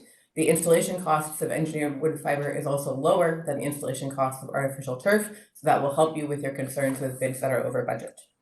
Engineered wood fiber is also the playground material that is recommended by Safe, Healthy Playing Fields and others. Also, to be clear, we're talking engineered wood fiber, not engineered wood chips. There was an ABC News segment this evening. I was on it, and it quoted a district statement today that said that you were planning to use PFAS-free artificial turf. I explained this in my email. A few other people had commented, but I want to repeat that PFAS-free artificial turf does not exist. Even if it did, it's still plastic and we don't need it. I know you have artificial turf manufacturers telling you you can get PFAS-free artificial turf. Don't believe them. There are over 10,000, I think someone said 13,000 different types of PFAS chemicals.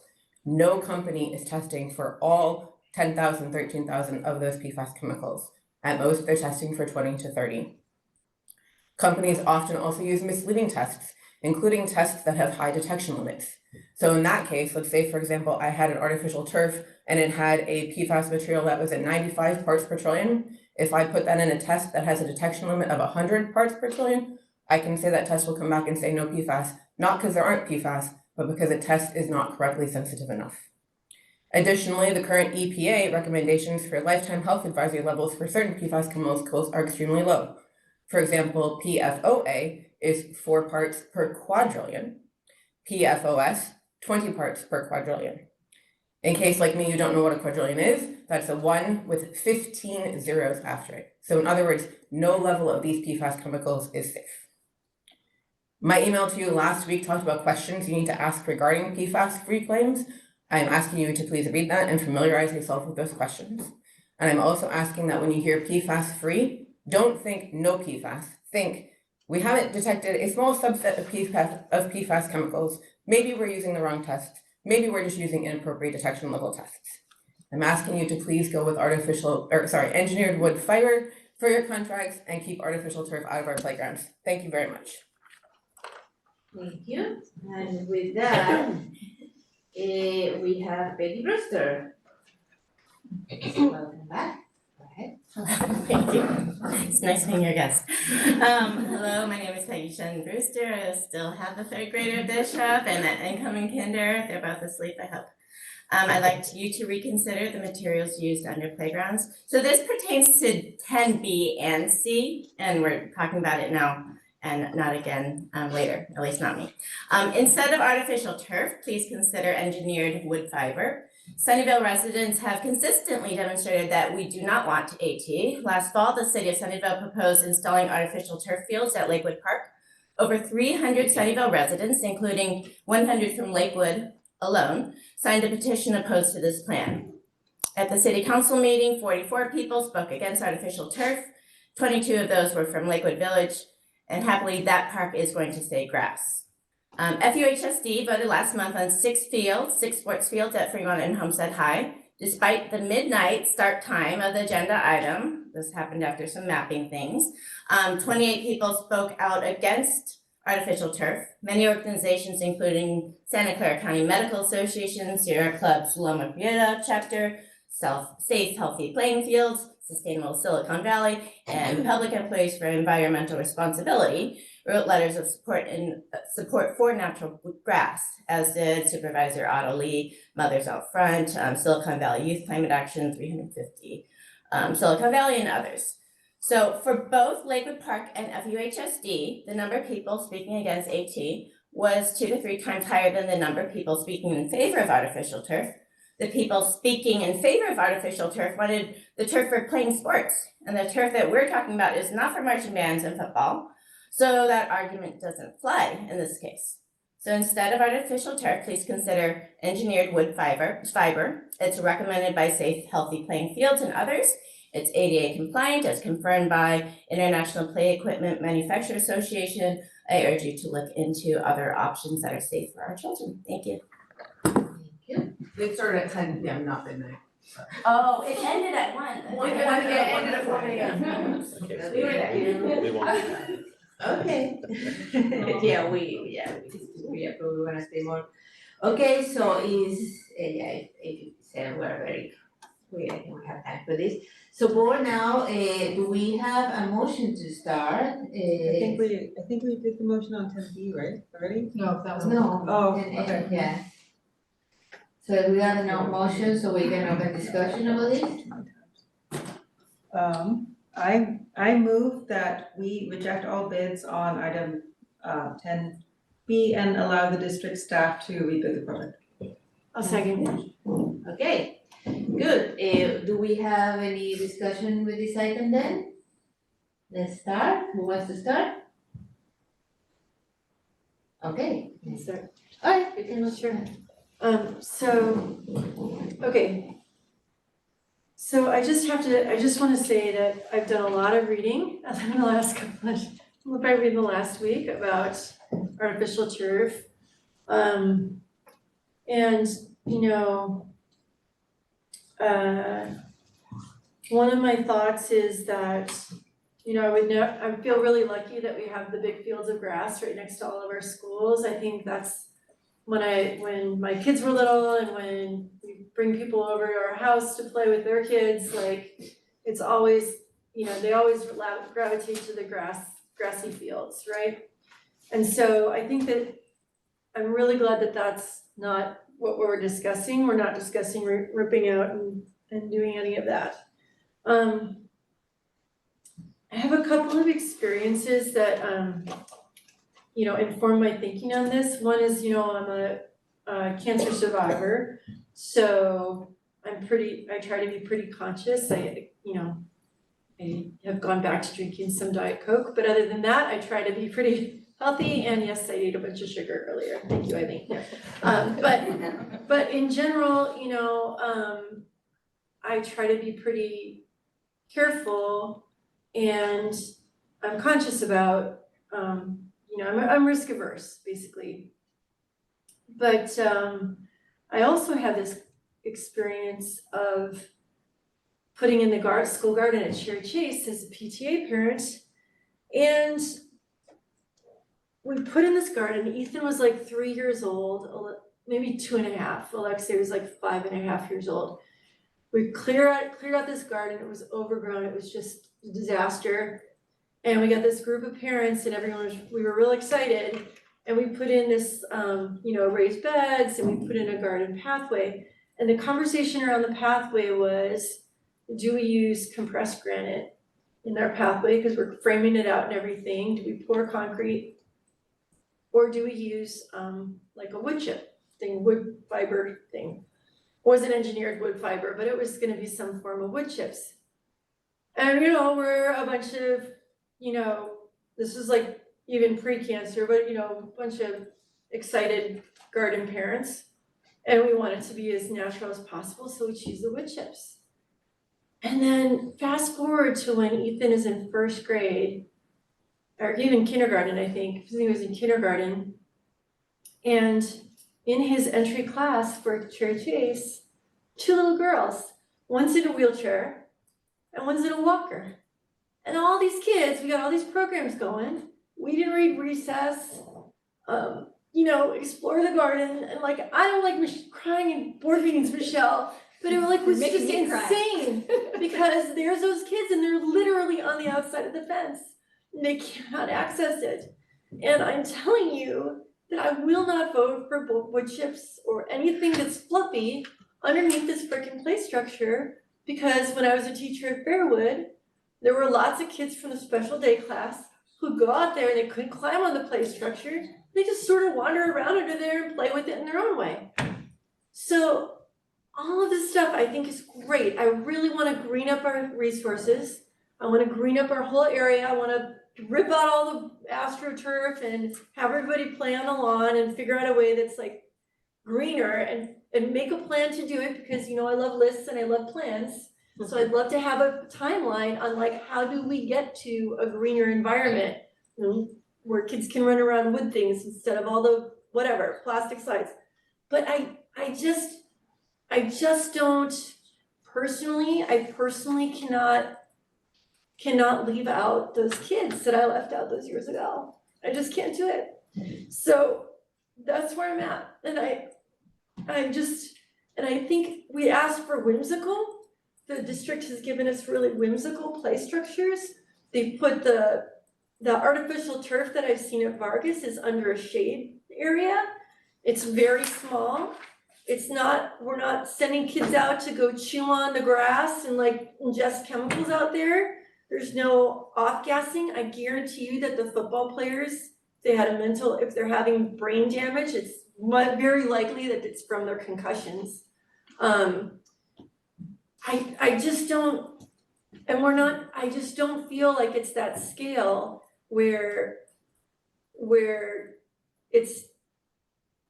I just don't know what the alternative is. If there was some sort of really soft, fluffy wood cotton thing you could put under there, but it's just not, the technology isn't there yet. The solution isn't there. I did Google natural play structures, and what they did was they made, the one I Googled was they made the play structure itself accessible for children with mobility issues. It would mean really rethinking how we do our playgrounds. So they had the natural wood fiber, and then they had ramps going across it so that everything was accessible for the kids. I would vote for that. I would completely vote for that. I'm one of 5 people on a board, so my voice is not like, I'm not the only vote here, but I would vote for, I know it would be a lot more expensive to do playgrounds that way. I think it'd be pretty fabulous. Yeah. But anyway, so that's just where I'm coming from on this. It's really important for the kids to have all our students to have access. We've come a long way in the 17 years since I've built that garden. So. Aileen? I also did so much reading about this. I texted people, I called people, I emailed people. Brant gave me a nice Zoom meeting where I could ask lots of questions, and the PFAS was a part of it. But the other thing that was such a big part of it for me was I have a kid who's gonna be crawling soon. And I remember with my older one having to keep him off of rubber surfaces so he didn't burn himself with his chubby little knees. And I know that advances have been made since then, that artificial turf is less hot than rubber, but we don't have the numbers on that.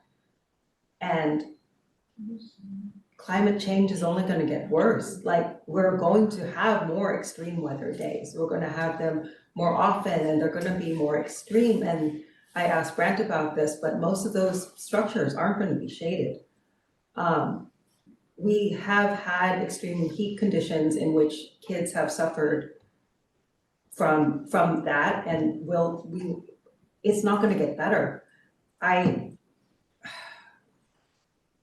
am also the wife of someone who is visually impaired, and it is very difficult for us to navigate structures.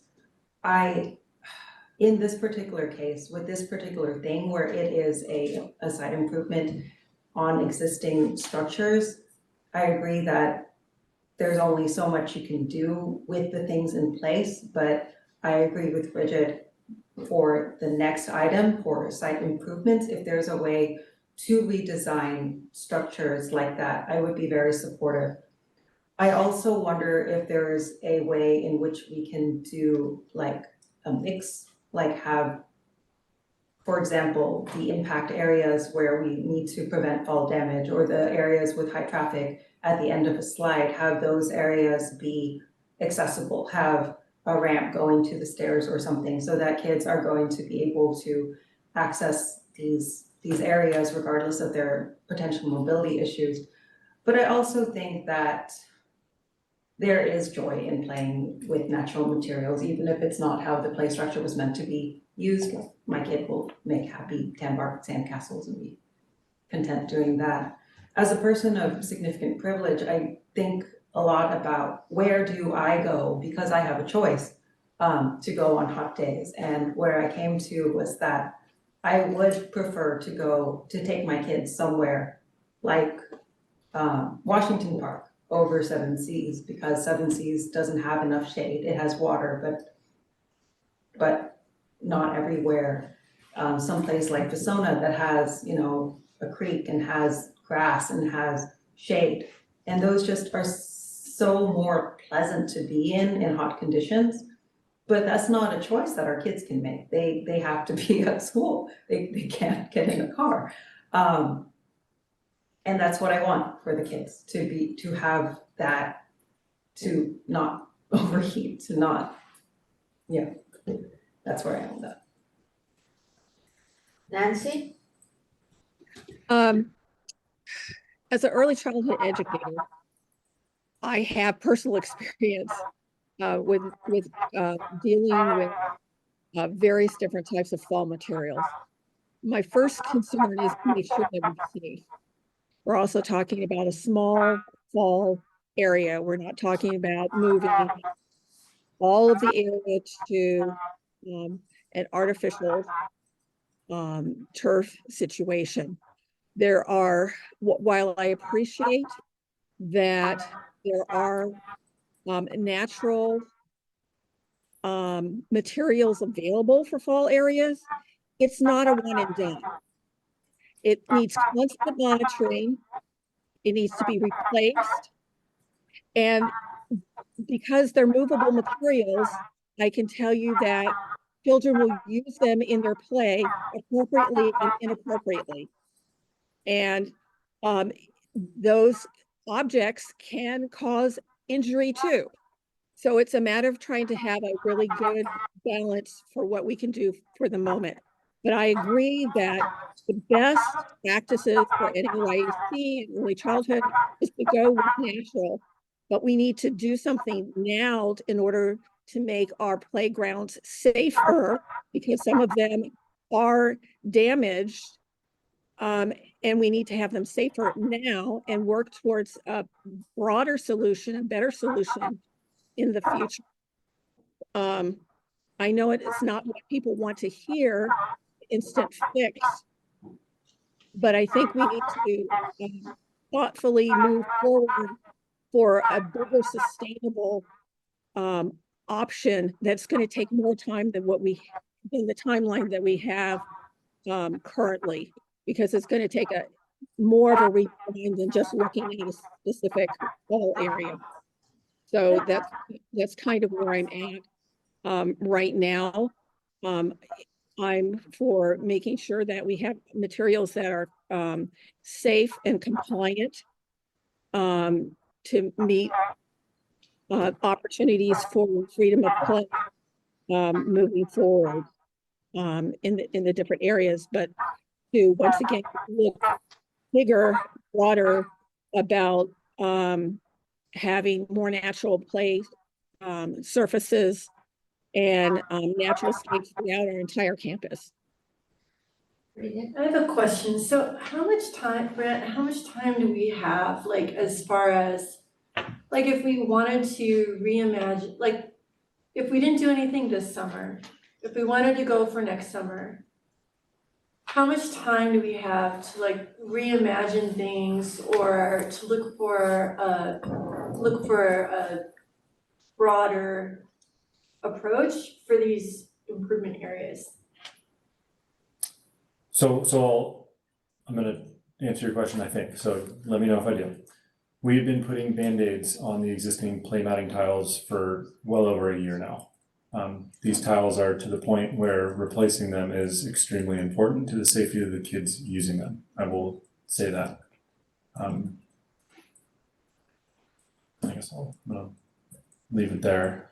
In regards to timeline on down the road. So if we replace stuff with artificial turf or wood fiber or whatever we do, if it's artificial turf, is that an 8-year solution? And the wood, or is it the wood fiber that's the 8-year solution? Are they both 8 years? All about the same time. Yeah, I have a tag-on question. When the Fremont Union High School District replaced their fields, one of the reasons that they declined to replace them with natural grass, their existing artificial turf with grass, was that they said that the barrier to that, the cost of like tearing everything up would be too great. If we do artificial turf now, and then at some, that I'm under the impression that's not reversible.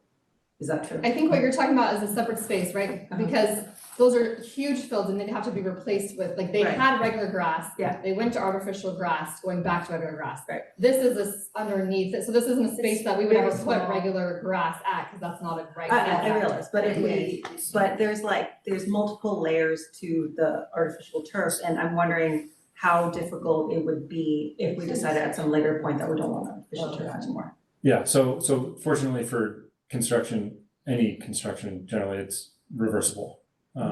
You can rip it out, just like anything else. I'll say it's not the. Okay. Yeah, just leave it there, you can rip it out. Yes. So this is one of those things about which experts you wanna throw your dice out. And we got a lot of experts' opinions from every side. And we also get, and I think it's a very valuable one, from our licensed architect, which is the consultant we pay. And she is also a licensed LEED certified advisor and architect. She's lead AP. So Mariana from the Mariana Alvarez Parga said, from her office, she has specified a product that complies with the yet to be passed AB 1423, which required a manufacturer to remove all regulated PFAS. She explained that the concerns about potential public health harm due to PFAS are based on all synthetic turf applications, and the technology for processing the textiles has evolved with the past few years, and that the preparation of the bill resulting in a current market that offers several products complying with these regulations. As an extra layer of ensuring the safe building materials are used, the architect, who is a LEED certified architect, had specified the requirement for contractors to submit the product with the data sheets and lab tests showing such compliance. And you had more comments about this? I was gonna say, we're talking about Mariana. Mariana has joined us. If we have any questions that we would like to ask her specifically about this. Allow her to talk. Huh? Should I allow her to talk? Oh, yes, yes, please, go ahead, Mariana. Good evening. Can you hear me? Yes. Yes. Oh, hi. Thanks for having me. I appreciate all the comments. Yes, I am a licensed architect. I am LEED certified, and I'm also a mother, so I can relate with all the concerns. So I think the key issue here is all the things that we need to balance, as it was said previously. And the things that I need to balance as an architect is that I need to follow the requirements of the code. I need to follow what the US Access Board determines, and that is again for accessibility and inclusivity for having access to these playgrounds.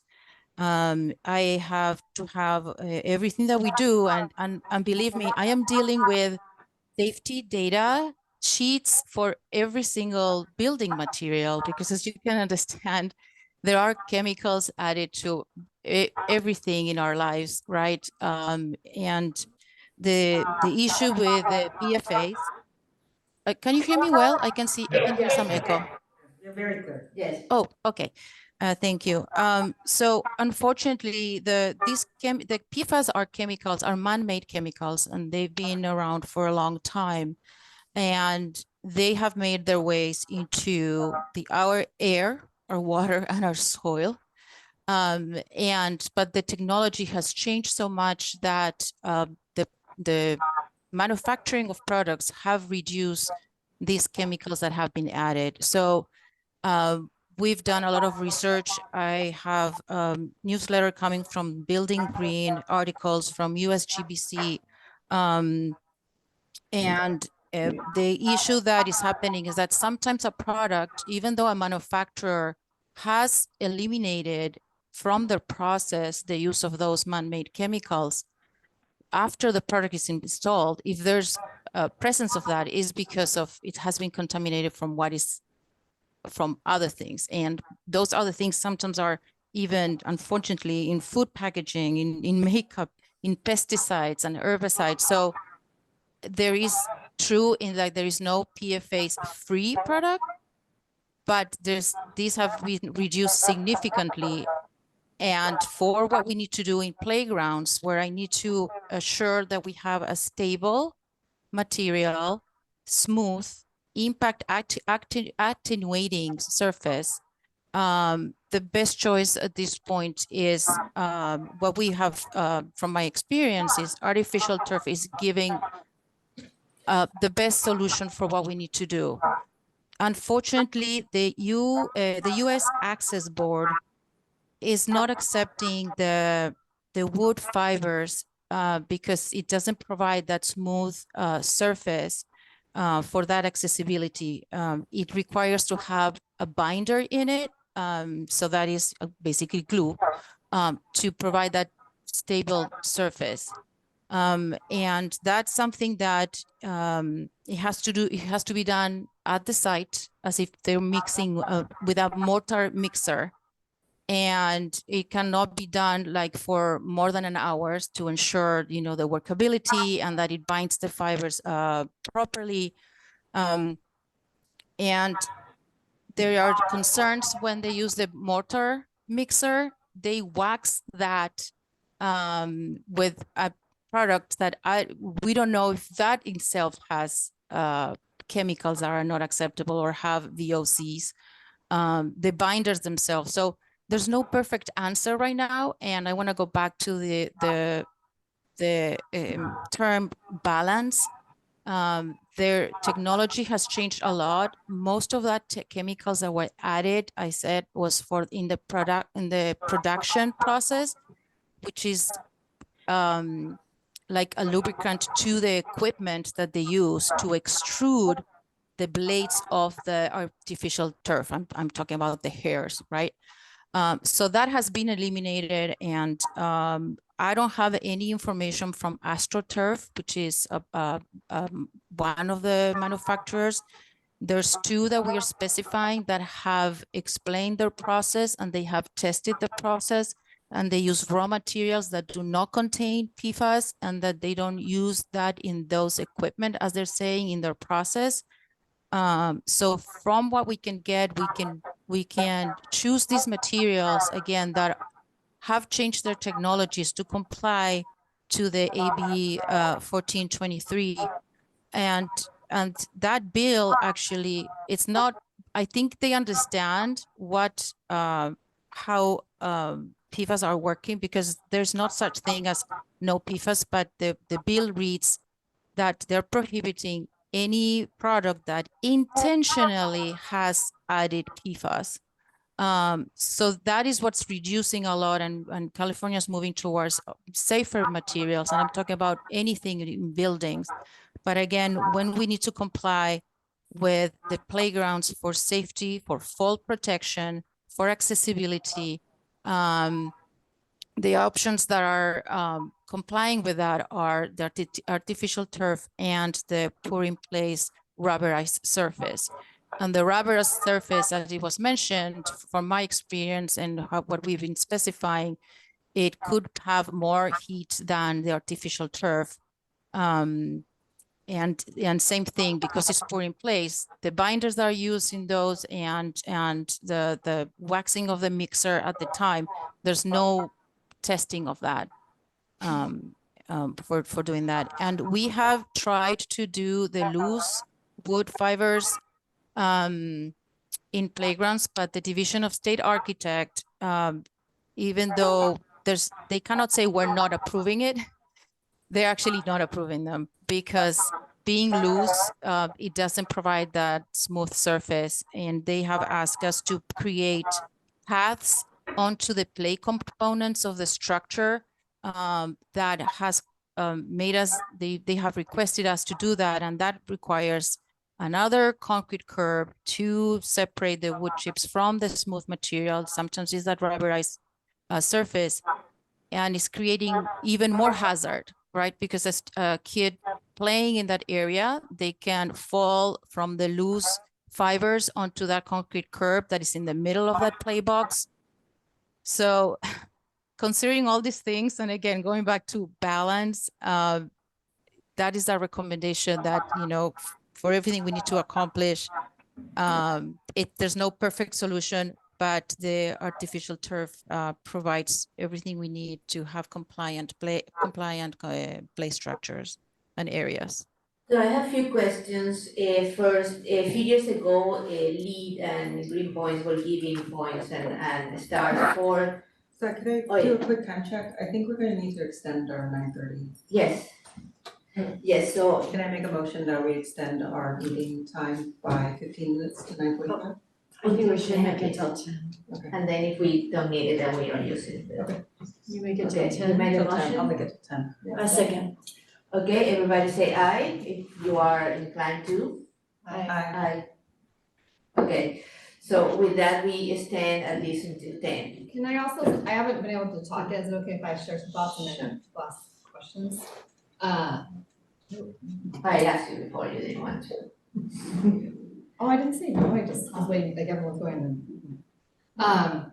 So anyways, I appreciate like what I was gonna say, I think the architects say it way better, right? That this idea there's these competing, right? We have these competing things we have to deal with, right? So I'm someone who is trying to like use less plastic in my life and understand that space, but then there's all these other pieces. So I think she articulated really great, so I don't really need to go into that space, but I think that space of competing balance. And then I think, like going to this idea, like Bridget kind of said it earlier, and then here too, right, the space of like, maybe we want to have like a broader conversation about environmental things, right? Like, so one example, if we're really caring about chemicals that our kids are like ingesting, then I don't want to like throw, this is like throwing food service under the bus, but like, that's probably the space that we are actually, I mean, like a water, like plastic water bottles, right? Like, I haven't used one of those probably in years, you know? So like, there are lots of other things if we are truly concerned about this, that I think probably we can make some other changes in the district that actually would make a bigger difference in the health of our kids. So that's just like a broader space of conversation. Like, I think that would be a fascinating conversation. Like, if we want to dig into this, there's like the green space, but there's also there's some of the chemicals and plastics and what are they doing to our bodies. And anyways, so just, I would be interested in that broader conversation at a later date. But I think in this space, I support like the motions on the table. So as we have Mariana here, Mariana, so we years ago, Green Points and LEED were giving extra points for artificial turf. But then they didn't lower the heat island effect. And now Brand is talking about using EnviroFill, which apparently it does, and is pretty much, I think, silica, and is more sustainable, and is supposed to lower the heat island effect, which I'm very worried here, and it doesn't have at least the amount of emissions. So I wrote to both institutions. USGBC didn't answer, but then Green Points, Build It Green say that they do not have a problem with it. They are not giving points anymore because they are moving towards recyclable items, and this is not, they still haven't figured out how to recycle this or how to say, but they don't have any issue with the particular product.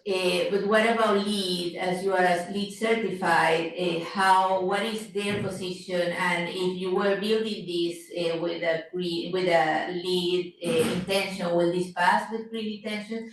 And this is, again, is for this use in particular that is under the playgrounds, not changing the wall into this, just those little parts.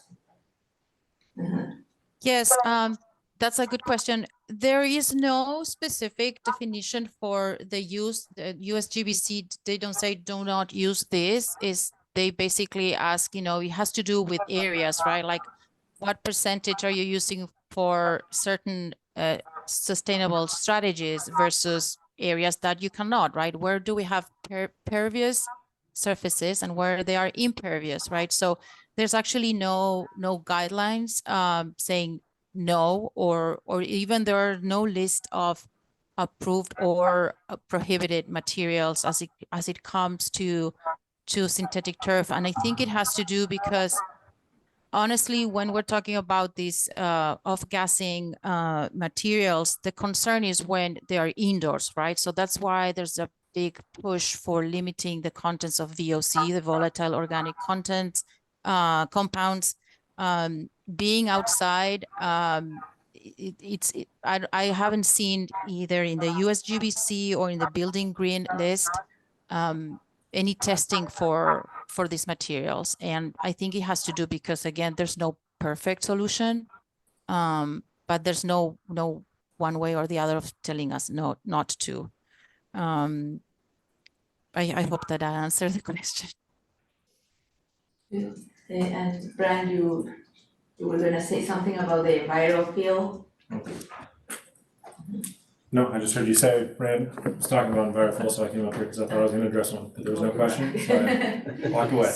So I can clarify that. So the EnviroFill is the material. So the synthetic turf has 3 parts, right? The cushion layer down below that is not in contact with the user. Then is the fabric that basically is the grass blades, and then there's the infill. The infill is what's put on top of basically that carpet to keep the blades, like the grass up, and also to keep that fabric in place. The technology has changed a lot, and actually I think faster than regulations are going on. So the current products are heavier and it requires less infill. The problem with the older generation of artificial turf is that they the infill that they were using were also a byproduct of or recycled tires, and that is what was retaining a lot of the heat. So right now, there's alternates to that, and not put those pulverized recycled tires. There's many other options for keeping the grass down, the blades down. And one of them is the EnviroFill. There's other ones that are made of recycled, like seashells. There are other ones that are made from, there's a variety of alternates that not only is a thinner layer, but also retain the heat less. So that's what we're specifying. We have 2 options of them that, again, we have talked to not only manufacturers, but actually a contractor. So contractor builds anything outside, and he has explained to us this issue about what he's learned about the fabrication, and that there's no added chemicals to this. So there are several options, and we found that the EnviroFill was a good alternative for that infill. That is what's above the carpet or the turf. I just wanted to say one more thing. When my kids were little and they were at Churchies, there was also a kid who fell off of the play structure and landed on another kid and broke that kid's femur or something, broke his leg really bad. I remember it was horrible, and that kid missed all of 3rd grade, and he was in traction, and I think he didn't have insurance, and it was a super terrible, horrible deal. And so I'm all for padding under play structures. I think it's super important. And, and I just, like Eileen was saying, about eventually moving to inclusive, really a seriously accessible play structure at each of our sites, having at least one at each school would be the dream. So, I think it's a 2-part conversation for sure. And I love Michelle's idea. I just wanted to say, I want to talk about other stuff too. So that sounds fun. Sure. The letter that was included in packet review was not helpful, the one from October of 2023. And the other thing that bothered me about that letter was that the specific vendor, 10K, didn't have a press release about having PFAS-free materials until January of 2024. So I'm really wondering about the dating here, if they actually do have PFAS-free material. I don't know what that means. I would like the district to do independent testing of the material that we are going to install. I'm pretty sure there are labs that will do that within specifications. I have a specific worry about the schools that we have that are the closest to the bay. Lakewood and Fairwood are directly south of the bay. In conversation with some of our other school board colleagues, I'm under the impression that the State Water Board may move forward with potential lawsuits for PFAS contamination of water from large areas. I realize we're not these aren't large areas we're talking about, but for specifically those schools that are very close to the southern end of the bay, I want to minimize that if it sounds like we're going to go in that direction. I'm worried somewhat that even if the manufacturing standards for these things have changed, the lots that we get won't have been produced after those manufacturing standards are changed. So I really want to make sure that the things that we're putting in are meeting the standards that are being advertised. Yeah, and a lot of those might not be from our little playgrounds.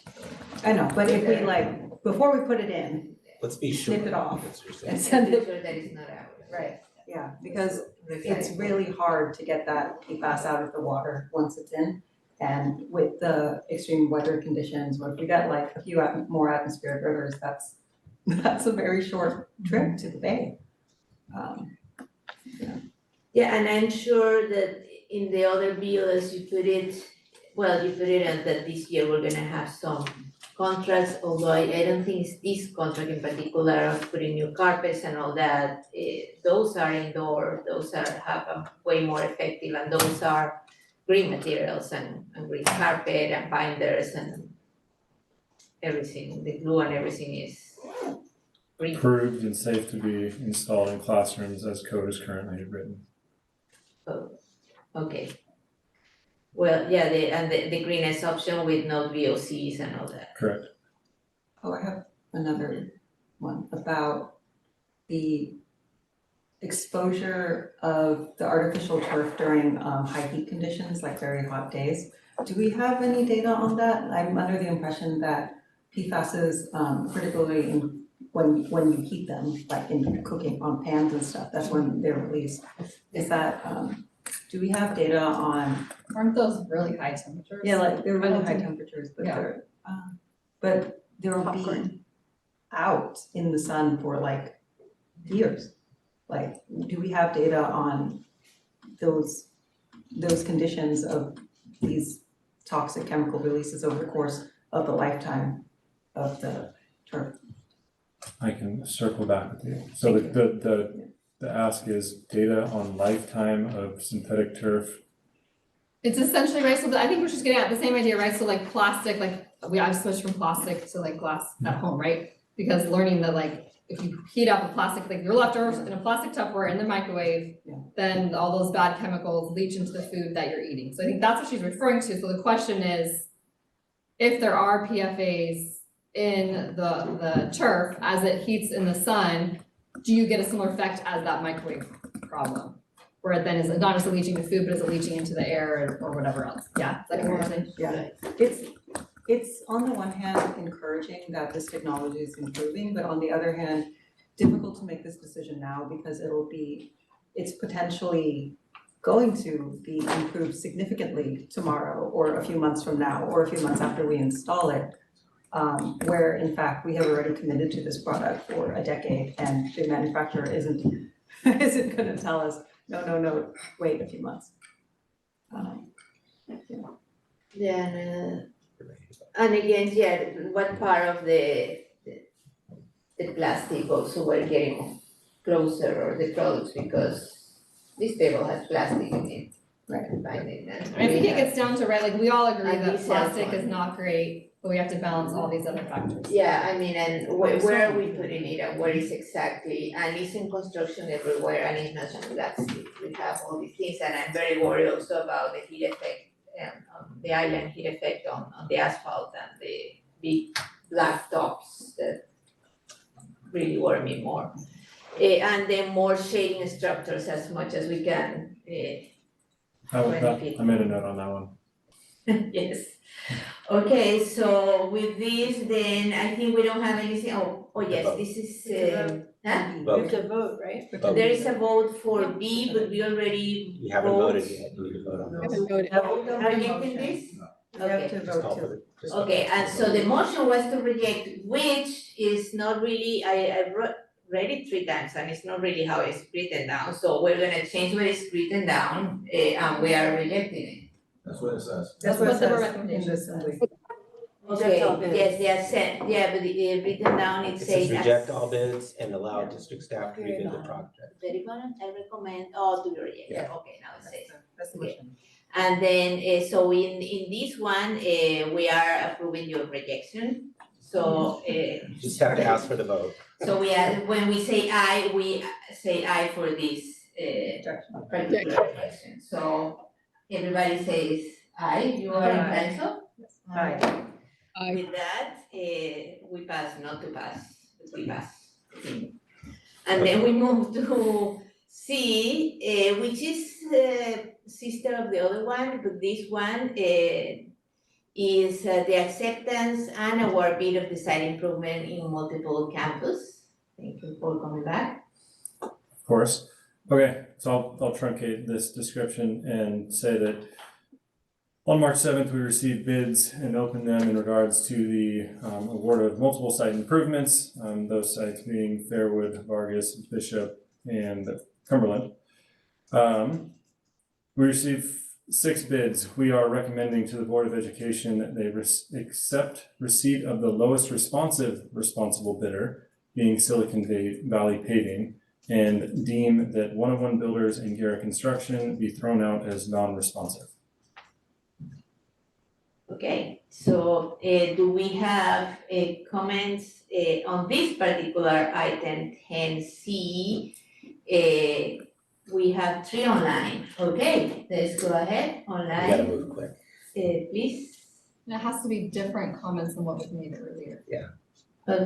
Well, We just need to go quick. yes, please, 3 more comments from the public. Actually now 2. D. Wolk, followed by Susan Hinton. Okay, please go ahead. You have 2 minutes. Please start stating your relationship with the district and name, please. Good evening. I'm Diane Wolke. I'm on the board of directors for Safe Healthy Playing Fields, a national nonprofit. And I'd like to speak to the fact that all synthetic turf has PFAS. It's not a matter of whether it's indoors or outdoors. It all has PFAS.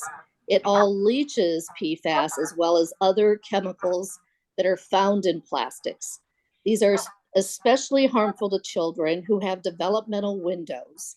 It leads to all types of health concerns, not just as young children, but even later. Cancers usually have a long latency period, but the incidence of cancer in children is increasing rapidly. I'd also like to speak to the loose wood fiber, the EFW fibers that can be used. You need to know that the Americans with Disabilities Act does not speak to surfacing. It speaks to access. And loose wood fiber is an acceptable surfacing. You should know that. Used tire crumb surfacing is not. It's got over 350 chemicals that are toxic and carcinogenic and have no business being under the feet of our children. I also wanted to speak to the EnviroFill issue. It is plastic coated silica sand. So not only are you adding hundreds and hundreds of pounds of microplastic, broken synthetic turf blades and backing and shock pad to the environment, this EnviroFill would also add plastic coated silica sand. Silica sand has been on the California Proposition 65 list since 1988 because of its carcinogenicity. As these fields are played on, kids are grinding these surfaces down with friction, and they're releasing the silica sand, which they're then inhaling. They're smaller, but in stature, they're lower to the surface. These surfaces get extremely hot. I personally have measured surfaces at 187 degrees. Others have measured them at over 200 degrees for synthetic turf. And used tire crumb surfacing, or the PIP pour in place, exceeds that. These surfaces are always hotter than asphalt. I urge you to not use any synthetic surfacing. Legislation in California and regulation is moving away from these surfaces. You put them in today, you're not going to be able to replace them when they're due to be replaced. I'd be happy to answer any questions. Thank you. Thanks. So the next person online, please. So we have 2 more, Susan Hinton, followed by Cynthia Fan. Okay, don't add any more. Okay, We have yes. to, because we have another action item that we have to get done before 10 o'clock. Okay, so do you want us to? Well, just go. Okay, so the next person online? Hello, can you hear me? Yes. Good evening, I'm Susan Hinton, and I'm here as a member of the Sierra Club Loma Prieta Chapter's Plastic Pollution Prevention Committee. There's so many things that were discussed that need to be rectified. First of all, AB 1423 is no more. It was vetoed by Governor Newsom. so there's no point in talking about it. This year, there's SB 903, which is broader in scope. It essentially wants to remove PFAS from all sorts of products, not just from artificial turf. So you really need to look at SB 903. Also, wood fiber is not wood chips. That was mentioned earlier by several people. Wood chips and wood fiber are different surfaces. Wood chips are bigger, clunkier. Natural play-based playgrounds can have different surfaces. They don't need a uniform surface. So you could have a combination of crushed granite and a boardwalk and wood fiber. You don't necessarily need to stick to one thing. Different people have mobility on different surfaces. You could satisfy everyone's needs. You do not need to go to artificial turf. I have myself purchased a certified calibrated infrared thermometer, and on Fair Oak artificial turf fields, when the air temperature was 78 degrees, I measured the surface at 152 degrees Fahrenheit. That's quite hot. I would not want my young child on a surface that hot out in the sun on a swing. Also, artificial turf gets compacted. That is to say, the infill gets compacted and it becomes hard.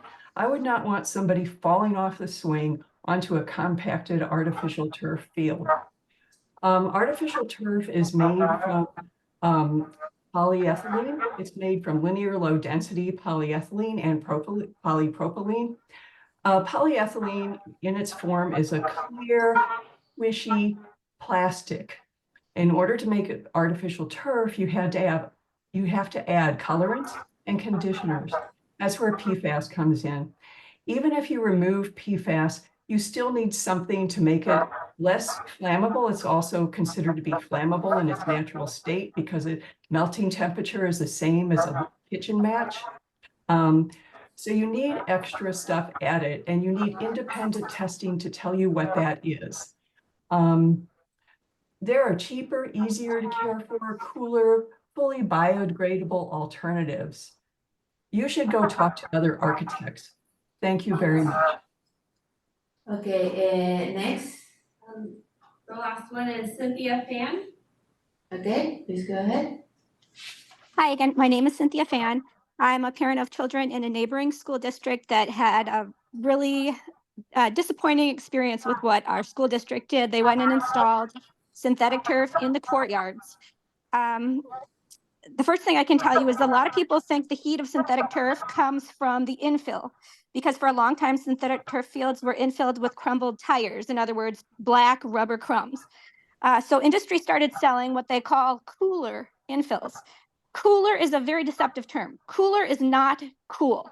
I took an infrared heat gun onto a local synthetic turf field with cooler infill. It was cork crumbs.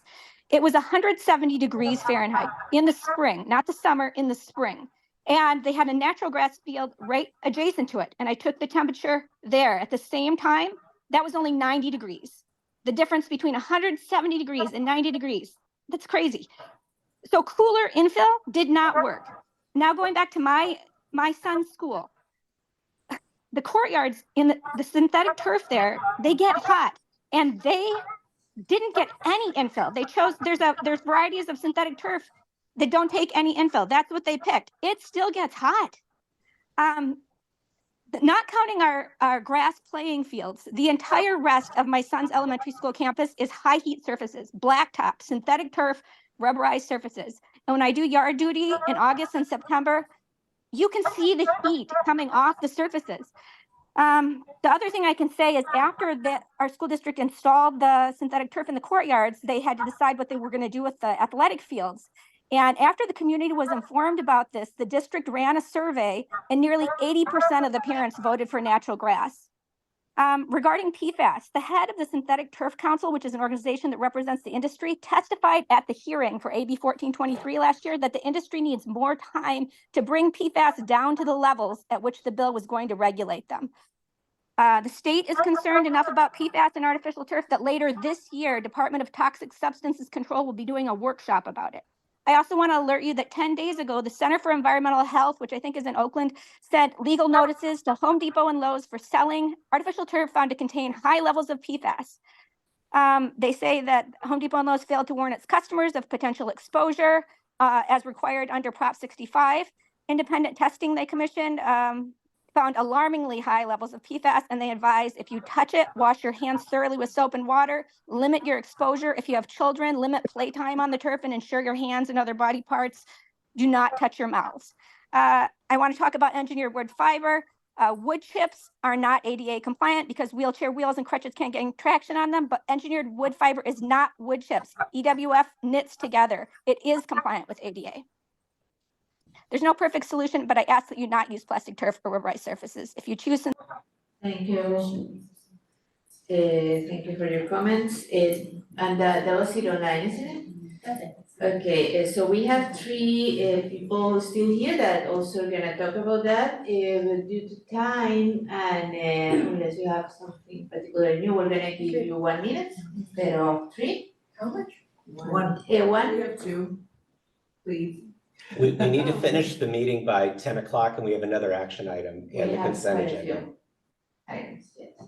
This is a really important decision for our kids. Start talking then. Yes, okay, so we have 1 minute. So we're gonna start by Peggy? Oh, no, we're gonna start by Andrea Wall. Or Courtney, you want to ask Andrea Wall, yes. In my earlier speech, I mentioned the letter from the Synthetic Turf Council. Now I'd like to share specific details. It was written by Melanie Taylor, the CEO of Synthetic Turf Council, which is a lobby group for the artificial turf industry, and addressed to Senator Ben Allen on the Environmental Quality Committee regarding a proposed ban on artificial turf that contains PFAS. The letter in June 23, when the California State Legislature was proposing AB 1423 to ban artificial turf. The letter stated, the bill is a ban on the sale of artificial turf containing intentionally added PFAS on January 1, 2024 to certain public entities, and by January 1, 2025 for all sales in California. These dates do not provide enough time for the manufacturer and suppliers to develop viable alternatives to the marketplace. In other words, if the bill had passed, artificial turf would not be able to be sold in California because it's all manufactured with PFAS. In school, we teach our kids to look at the facts when making a decision. Now is a great time for the board to demonstrate the lessons in real life. The facts are clear. PFAS-free artificial turf does not exist. Please reject the contracts and require they're done with natural materials. Thank you. Thank you.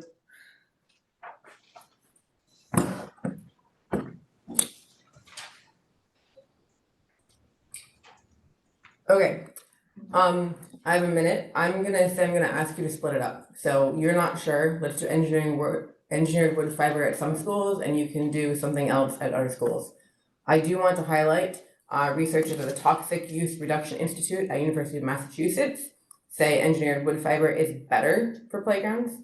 National Center for Health Research also recommends engineered wood fiber for playgrounds. You already heard from someone from Safe and Healthy Playing Fields, also engineered wood fiber for playgrounds.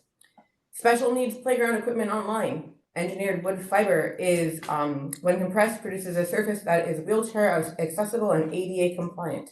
Specialized Playgrounds. Engineered wood fiber offers a playground surface compliant with accessibility standards. This advantage highlights its capabilities for wheelchair accessibility. Bridget, your story sucks, right? We want to include everyone. You can have everyone included with engineered wood fiber without having to go to artificial turf. Thank you. Thank you. Okay, so before we move to the next, and do you wanna vote for 10 more minutes after 10, or we try to finish at 10, and if it didn't happen? By the bylaw, you can only extend it one time. Okay, then we'll tell what we have to do the next 2 weeks. So let's try to do the next one. Oh, yeah, we need to vote on this one. To vote on what we just talked about. Yes, so do we have a motion on this particular item in C? Do I need to read out the whole long recommendation? It's recommended, or I move, the Board of Education reject the receipt of bids from 101 Builders and This is C. Yeah. Yep. Yes. And can I say Gara Construction Group as non-responsive and accept receipt of all other bids and award the contract to the lowest responsive and responsible conforming bid from Silicon Valley Paving and grant authorization to execute the agreements relative to the site improvements, multiple campuses, including Bishop Elementary, Fairwood Elementary, and Vargas Elementary. Okay, we have a second? I'll second it. Okay, okay, do we want to start discussion about this, board? I think everybody, Yeah. I was gonna say, I think everybody said what they needed to say about the artificial turf versus other alternatives. Okay, so still, we have here Brand and our consultant, expert, do we have more questions to any of them? I think as long as we, it sounds like the board is consensus that we want to come back and have a discussion about outdoor play spaces in the future. I'm ready to vote. Sorry, the thing was, we have, To we wanna have have a discussion about how we want to, how we want to make healthier playgrounds and healthier play spaces in the future, over the next several over the next years. several years, and we have that Make a got plan. rejected today. Yeah. So this is only half of them. And, okay, so everyone who is, who wants to approve the motion as it is, I think we're ready to vote, please say aye. Aye. Aye. And free. You Okay. so just vote Nay. no. Nay. Nay, That's okay, we have 4 ayes and 1 nay, and with that, it passed. Thank you, Mariana, for your work, and thank you, Brad. We move to the next item, which is the approval of the chief business officer's employment contract and salary schedule. It's the verbal first. Oh, sorry, verbal summary of compensation of package offered to the chief business officer, and for that we have Dr. Gallagher. Okay, so this is the moment, at least Arthur's been waiting for. Sorry, Arthur. So, no, thank you. Thank you, Arthur. So as you know, we do a verbal summary first and we actually take action. So I'm gonna read a whole bunch because we do this just as transparently as possible. The chief business officer salary will be a base salary of $275,000 for the 23-24 school year and $283,250 for the 24-25 school year. The contract includes a one-step increment each year of the contract. The one-step increment shall be equal to 3% of the base salary during the prior contract year. An annual cell phone stipend will be $600.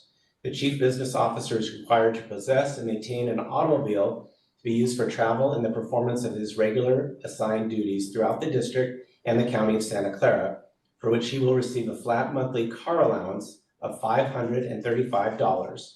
The chief business officer shall be eligible to participate, but is not required to participate at his own expense in the insurance plans, medical, dental, vision, made by the board to district employees pursuant to section 2219.2B3 of the Education Code and section 125 of the IRS Code. The CBO will receive a full paid term life insurance with a benefit amount of $100,000. The district shall pay the annual dues or fees for a total of 2 associations, state or national, to which the chief business officer belongs for purposes related to his duties as chief business officer, and 1 local service or community club as approved by the superintendent. And there's no action on this. No action on this one, and what is recommending at the bottom to approve the contract? Okay, and then this the next one, which is 10E, which is the approval of the chief business officer's employment contract and salary schedule. So yeah, this is the item where you actually vote to approve the contract. Okay, so board, do we have a motion? Is there any public comment on these particular two items, 10D and E? Okay, with that, I move approval of the chief business officer employment contract and salary schedule as presented. I'll second that. Nancy seconds. okay, so can we get a vote? Everybody who is, do we have any comments with that from the Thanks board? for sticking with us. Thank you. It's not usually this long. Yeah, it could be though. It could be. Just when he's here. Good, with that, we have a vote. Everybody who is, who wants to approve it, please say aye. Aye. Aye, okay, that is passed. Welcome aboard. And now we can get the consent agenda items. With this, any item on the agenda is subject to review and discussion prior to being approved by the board. If necessary, Maybe you can anything just may be ask for removed public or comment. separated for action. So the public may address the board regarding any items on the consent agenda. If we have any comments about this is item 11, please say now. Seeing none, then we move forward. Any motion to approve? Move to approve the consent agenda. Okay, second. Second? Nancy seconds. Perfect, do we want to vote on it? Please say aye if there are no comments. Aye. Aye, okay, with that, we approve the agenda, the consent agenda items. And so the next item will be the future meetings, and before this, I wanted to say thank you to our wonderful translators and thank you for being here, giving such an important service to a big part of our community who will come back and see you doing your wonderful work. And now, the next meeting will be on April 4, 2024 at 6 p.m. Thank you. Good job, guys. Thank you, Lori, for your Thank you, service. good night. Everybody, please RSVP for our thingy Thursday. Oh, yeah, yeah, the SEF showcase.